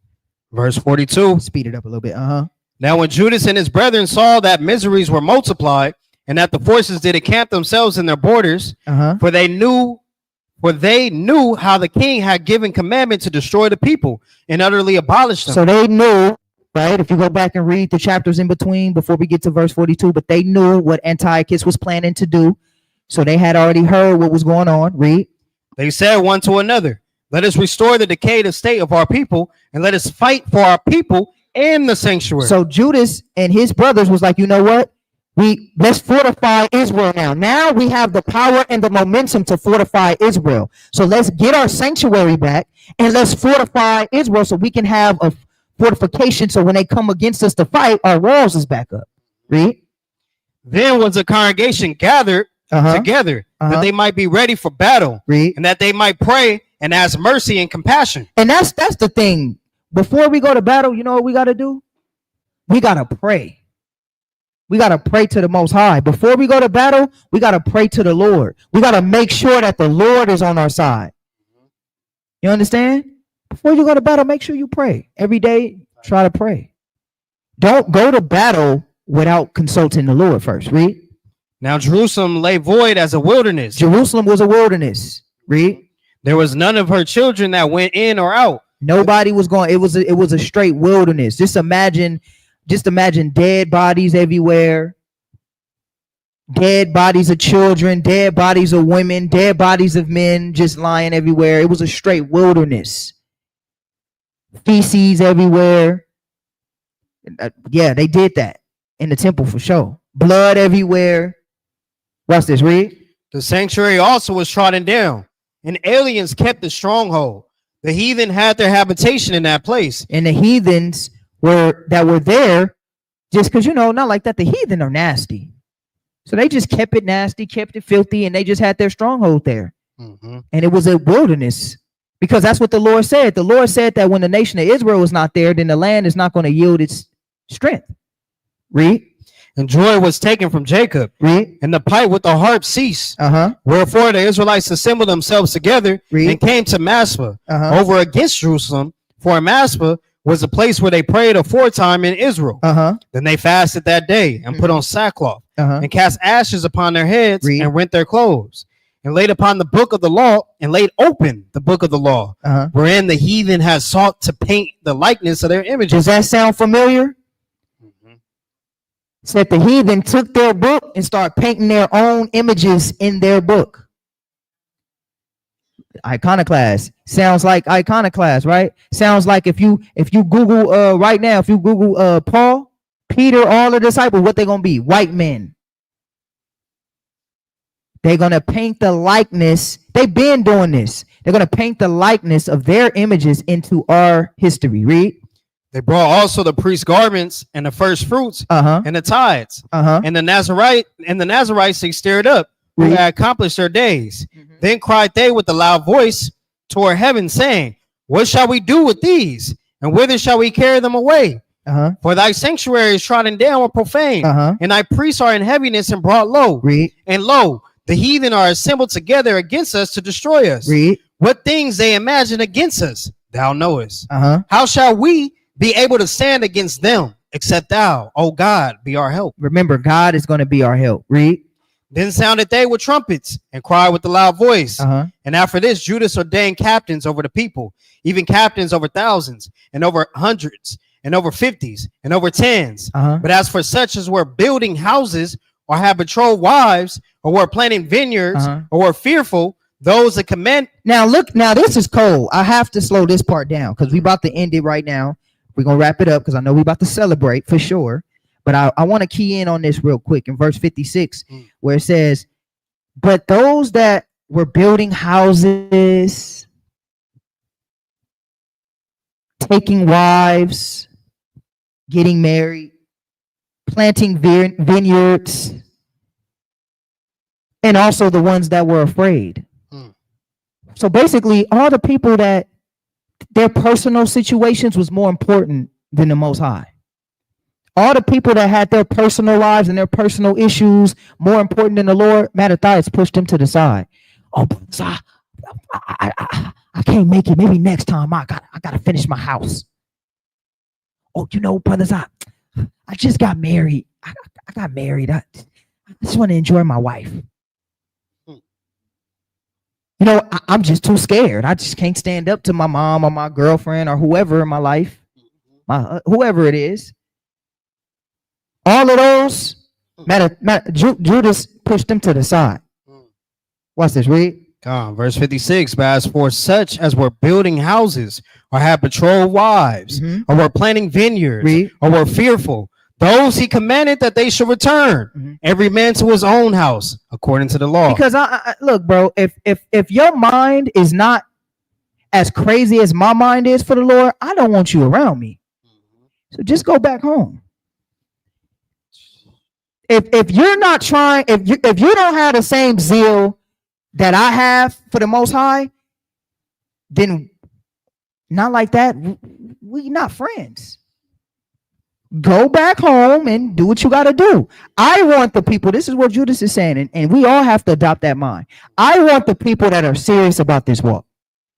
If you are not serious about this walk, then me and you are not going to get along very well, because I am super serious about this and you're not. I want people that's serious about this work. I want people, and that's even today. I want people that's serious about the Most High's business, about building.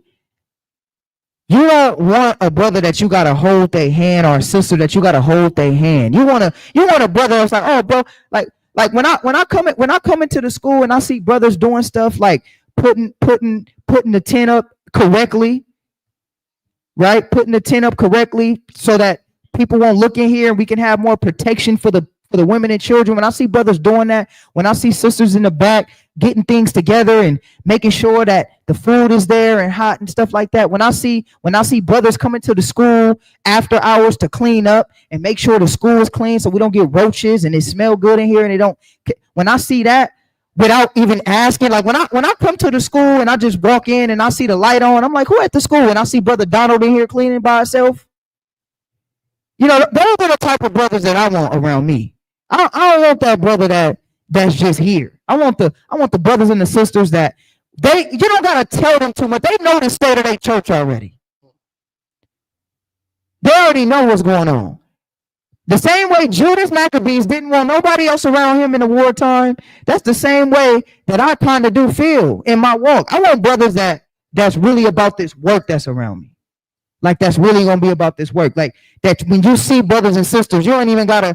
Brothers just already know what needs to be done. They're like, we're going to get this together. This is what it is. We're going to make sure the feast is correct. We're going to make sure the holy days is done correctly and everything flows correctly under the power of the Most High in Christ. Those are the type of brothers and sisters that I want around me. And unfortunately, it's not about numbers. We want brothers that's sincere about the truth. And that's how Judas was. Judas didn't want nobody around him that wasn't sincere and serious about this work. You understand? Because how you gonna have somebody? What is that gonna be like when you got somebody in your circle that's not serious about the work? That energy can rub off on everybody else, and now everybody else is not serious about the work of the month. It's not that serious. It's not that serious. It's just extra though. It's not even all that serious. It is serious though. Do y'all know that today is a party for God? Like, do y'all understand that? Like, I don't think people think of, I'm going to dedication. Do y'all understand that this is a party for God? Some of y'all threw better parties for your homegirl in the world. She had the horse and the carriage and the piñata and the balloons and the confetti. And then we come to the Lord and we just show up and I got my dish. And all right. That's not how the feast of the Lord should be. Feast of the Lord should be serious. Days of the Lord should be serious. Going to war for the Lord shall be serious. That's why we want to start pushing the envelope. Everybody, let's do a color scheme, or let's make sure everybody in warlike apparel, or let's make sure sisters got their beautiful garments on with their beautiful hair wraps. Let's look nice. Let's not, we don't want to come to the feast with flip-flops on and Nike slides and sandals, right, Rasha? I did that one time, boy. One time I came to the feast. You remember that? That was the last time. I never done that after that. I came to the feast. I had shorts on and sandals one time or something like that. I had something on crazy. I came to the feast. Rashaf said, "Don't ever come to the feast like that. Don't ever come to the feast like that." Got on my head. But Rashaf, when he get on you, he get on you, but it be so calm but straight. You be like, "Oh, okay." I never did that again. I'm always try to be the best I could be, and I'm trying to get back to being the best I could be, because it's hard trying to decorate and do all that and get a garment, but we getting it together, right, Lod? That's right. Hey, That's what we're doing. that's what we doing. Boots on, jeans. We want to do, because what's that scripture in Maccabees? We got to get it before we close out. War like apparel. Give me that real quick. Where is that? Second Maccabees or first?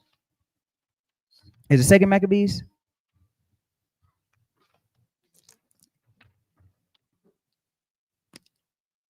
Where is it at?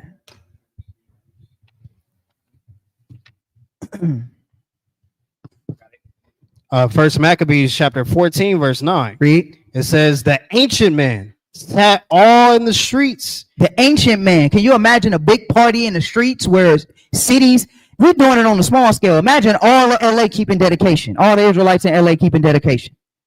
Said the ancient man was sitting in the streets. Read.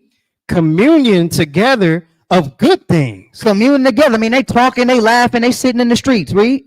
And the young man. And the young man, read. Put on glorious warlike apparel. And the young man was putting on glorious warlike apparel.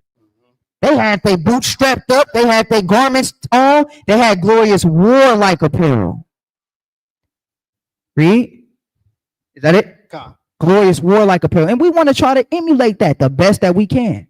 Let's go back. Excuse me. Let's go back to where we was at. God. First Maccabees chapter 3, verse 56. Read. But as for such as were building houses, or had betrothed wives, or were planting vineyards, or were fearful, those he commanded that they should return, Read. every man to his own house, according to the law. Read. So the camp removed and pitched upon the south side of Emmaus. And Judas said, arm yourselves and be valiant men, and see that ye be in readiness against the morning. Read. That ye may fight with these nations Read. that are assembled together against us to destroy us in our sanctuary.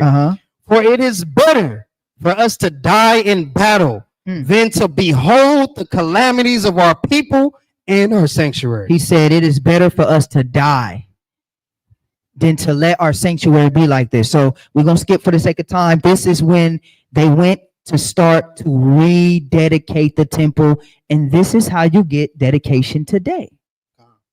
This is what you're celebrating today. You're celebrating men that were not afraid to give their lives to rededicate their temple. And there is also a spiritual message to this, but we'll touch on that later. We don't have a sanctuary, as the prophecy says that we wouldn't have a sanctuary, but your bodies are now a living sanctuary. So you dedicate your body, you dedicate your temple to God. This is a time for us to look. We live to see another year of dedication. All praises to the Most High. Let's try to do better than we did last year. Dedicate our temples, dedicate ourselves back to the Heavenly Father. Let's keep reading. Read. God. Verse 60. Nevertheless, as the will of God is in heaven, so let him do. You see that? So as the will of God, whatever. So basically, Judas was in full compliance to God. He said, look, whatever God wants to do, let him do it. We're going to try to build this temple, but if God wants us to die building it, then so be it. But if God wants us to live trying to build it, then so be it. Whether we live or whether we die, let God be the glory. And that's the mindset that every man, woman, and child shall have for the Most High. Let's go to chapter 4 and let's read verse 40 now. First Maccabees chapter 4, verse 40. Let's read verse 38. So this is when they're going to go see the temple. They didn't destroy some heathens up out of there. And now they're going, and this is the first time that they're seeing the sanctuary prior to it being destroyed. And let's see what happened. Read. Verse 38. And when they saw the sanctuary desolate and the altar profane and the gates burnt up and shrubs growing in the courts as in a forest or in one of the mountains, yea, and the priest's chambers pulled down. They rent their clothes and made great lamentation and cast ashes upon their heads. Because you guys understand that the sanctuary was the only means of communication with the Father at that time. That was the only means of communication at that time in their understanding before we get Christ giving us another understanding. That was the only thing they had to talk to the Most High. So why do you think the heathen would go to try to destroy it? They would try to cut off communication from us and our Heavenly Father. Right. So this is why it was such a big deal when they went in there. They seen weeds growing. They seen dirt everywhere. They seen the blood still. You're gonna see. They seen all of this, and it hurt them. Read. And fell down flat to the ground upon their faces. Read. And blew an alarm with the trumpets and cried toward heaven. Then Judas appointed certain men to fight against those that were in the fortress until he had cleansed the sanctuary. So they had to go in the sanctuary. It was still heathens up in there. So they had to walk up in there. They was killing people while they was walking up in there. They was still, imagine you bust in the sanctuary, it's all dirty and beat up, and you see a heathen sitting there like this. Naked. Probably naked. Crazy. You know how the heathen be. Nah, you know. Yeah, and they was in there killing them, walking in, and they was in there killing them. They was in there getting them out of there, cleaning them up. But they was doing it. Imagine how sad they were doing it. Though it wasn't like they was happy. Like it was sad. They rent their clothes. They was hurt. They going in there. They seen this damn dirty heathen is kill them, killing and getting them out of there. Right? Read. Watch this. Verse 40. And he fell down flat to the ground upon their faces and blew an alarm with the trumpets and cried toward heaven. Then Judas appointed certain men to fight against those that were in the fortress until he had cleansed the sanctuary. So he chose priests of blameless conversation, such as have pleasure in the law, who cleanse the sanctuary and bear out the defiled stones into an unclean place. So they had to even take some of the stones that was in the original sanctuary. They had to take some of the stones and throw it out because it was so defiled. It's like, man, get those stones up out of here. Read. And when as they consulted what to do with the altar of burnt offerings, which was profane, they thought it best to pull it down, lest it should be a reproach to them. The altar was so profane. It was so profane that they couldn't even refurbish it. They had to just get rid of the whole altar. They had to build a brand new altar. That's how profane it was. I'm gonna let y'all do the math of what stuff was going on in there. Now, they wasn't just sacrificing pig. They was doing some other stuff in there. So it was so defiled. Can you imagine the smell in there?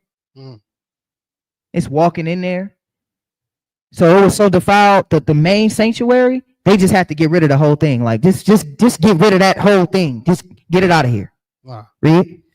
Because the heathen had defiled it, wherefore they pulled it down and laid up the stones in the mountain of the temple in a convenient place. Read. Until there should come a prophet to show what should be done with them. Then they took whole stones according to the law and built a new altar according to the former. All right. And made up the sanctuary. Read. And the things that were within the temple and hollowed the courts. They made also new holy vessels. And into the temple they brought the candlestick and the altar of burnt offerings and of incense and the table. So y'all see how we got the incense going right here? Y'all see how we got the candlestick right here? We are emulating to the best of our ability what the scriptures are emulating. And we're emulating it because it's just a representation of our obedience to the Spirit. So we got the frankincense and myrrh going, right? We got the menorah lit, right? We decorated the best that we could because we want to just be in as alignment as much as alignment with the scriptures as we can. What's wrong with that? People believe they got a red fat man that they still letting a white fat man in red that they still letting their kids sit on his lap and take pictures. What more us to try to emulate righteousness?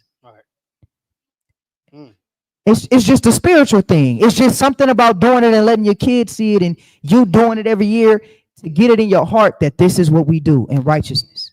Read. What's this? Read. And upon the altar they burn incense, and the lamps that were upon the candlestick they lighted, that they might give light in the temple. Furthermore, they set the loaves upon the table and spread out the veils and finished all the works which they had begun to make. Now on the 5th and 20th day of the 9th month. So on the 5th and 20th day of the 9th month. All right. What day is that, brothers? Today. That's today. 25th day. This is where we get dedication, family. This is why we here. Read. which is called the month Caslu. Read. In the 148th year, they Read. rose up betimes in the morning Uh-huh. and offered sacrifice according to the law upon the new altar of burnt offerings. On this day here, the Maccabees were able to successfully create a new altar. Clap it up for the Most High God, man. They were able to successfully build a new altar, to sanctify it, to refurbish it.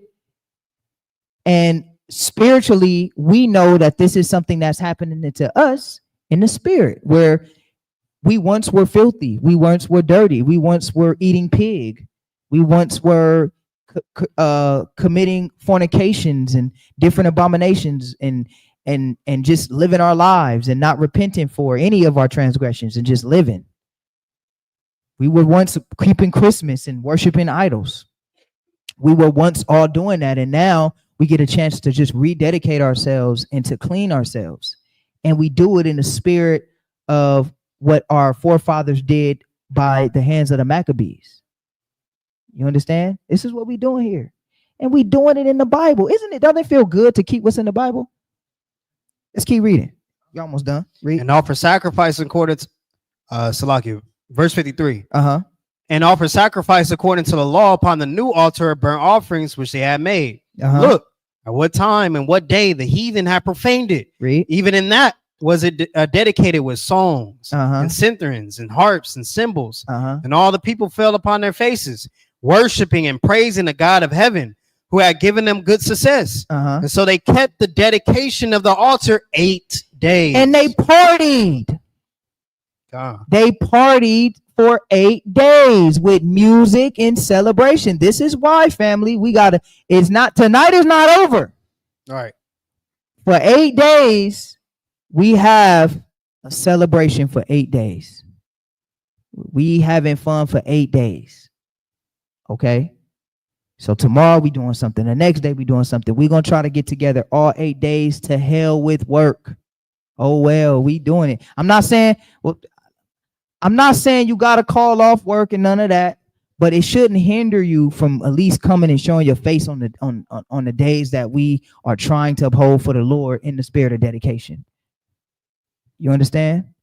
So we're going to have a great time. We're going to feast tonight, and we're going to have a great time tonight. And we're going to celebrate what they did. Read.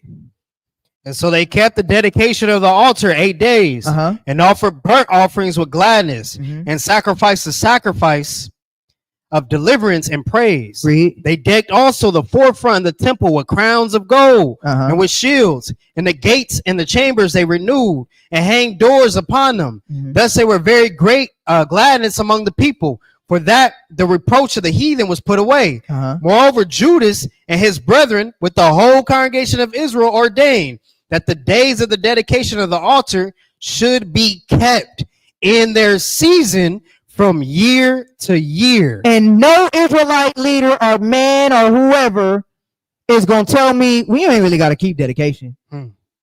It's not in Leviticus 23. I'm keeping it because who said keep it? These mighty men right here. And you know God was with them. That's right. Don't y'all hey, look, Israelite can trick you too. Well, we ain't got to do dedication. We just keep Passover and we keeping all of them. We keeping all of them. What they say when you gangbang and they say, where you from? I'm from neighborhood. What's set? All of them. All of All of them. Whichever one you don't like. We keeping every single feast that was ordained by righteous men and women, because I'm still under Judas. That's still my general. He told me to do something and he wrote it down as a decree. I read it. I see it. The Lord obviously stopped it. Guess what we doing? What he said. That's right. Read. The days of the dedication of the altar should be kept in their season from year to year by the space of 8 days. Read. From the 5th and 20th day of the month Caslu, with mirth and gladness. And we gonna be happy. I don't want to see nobody sad in here. I don't want to see nobody dipped off in the corner. I don't want to see none of that.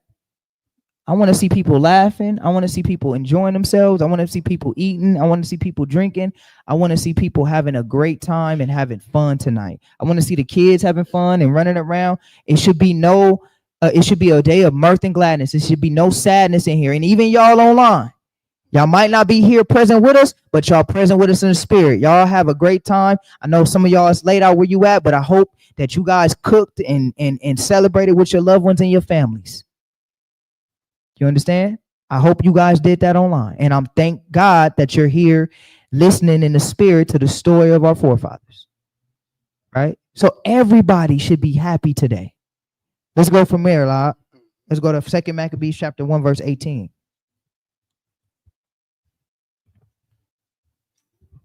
It's the book of 2 Maccabees, chapter 1, verse 18. Read. Therefore, whereas we are now proposed to keep the purification of the temple upon the 5th and 20th day of the month Caslu, we thought it necessary to certify you thereof, that ye also might keep it as a feast of the tabernacles.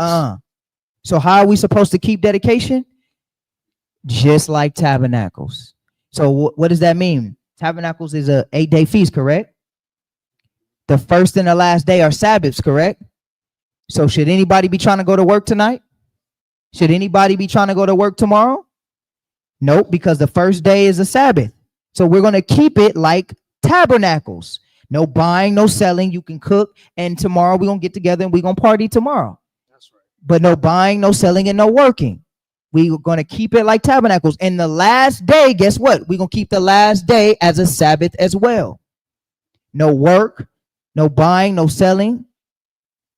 All right. And the days in between, you can work, you can buy, you can sell, but we're going to still get together to try to party and have a great time amongst each other. But we are supposed to keep it as the Feast of Tabernacles. Read. And of the fire which was given us when Nehemiah offered sacrifice. After that, he had builded the temple and the altar. Okay, so that's it. So tonight, family, we're gonna have a great time.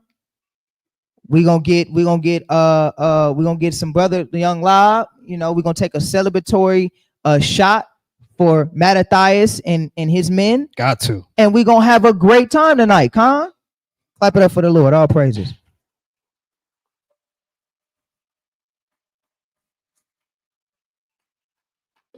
I love y'all. I hope everybody understands dedication. For those who it may be your first time in here, or for those it may be your first time online, we love you. We thank you guys for joining us. Have a great 8-day feast, and we'll see you guys back here for Saturday class. And we will also see you guys back here for the closing of dedication. Have a great feast tonight, and we'll see you soon. Go ahead. No, I see people yawning in the audience. Who yawning in the audience? So you know what? Let's get a Kwame Yasrella on 3, man. Let's do it. All right, come on. I see Kalab back there. He tired. Oh, Kalab. I see. Go ahead. Let's wake everybody up, man. Let's go. Hey, Kwame Yasrella on 3. 1, 2, 3. Kwame Yasrella. All praise. Get a Most High hand clap. All praises. Love y'all. Until next time. Shalom, family. Shalom.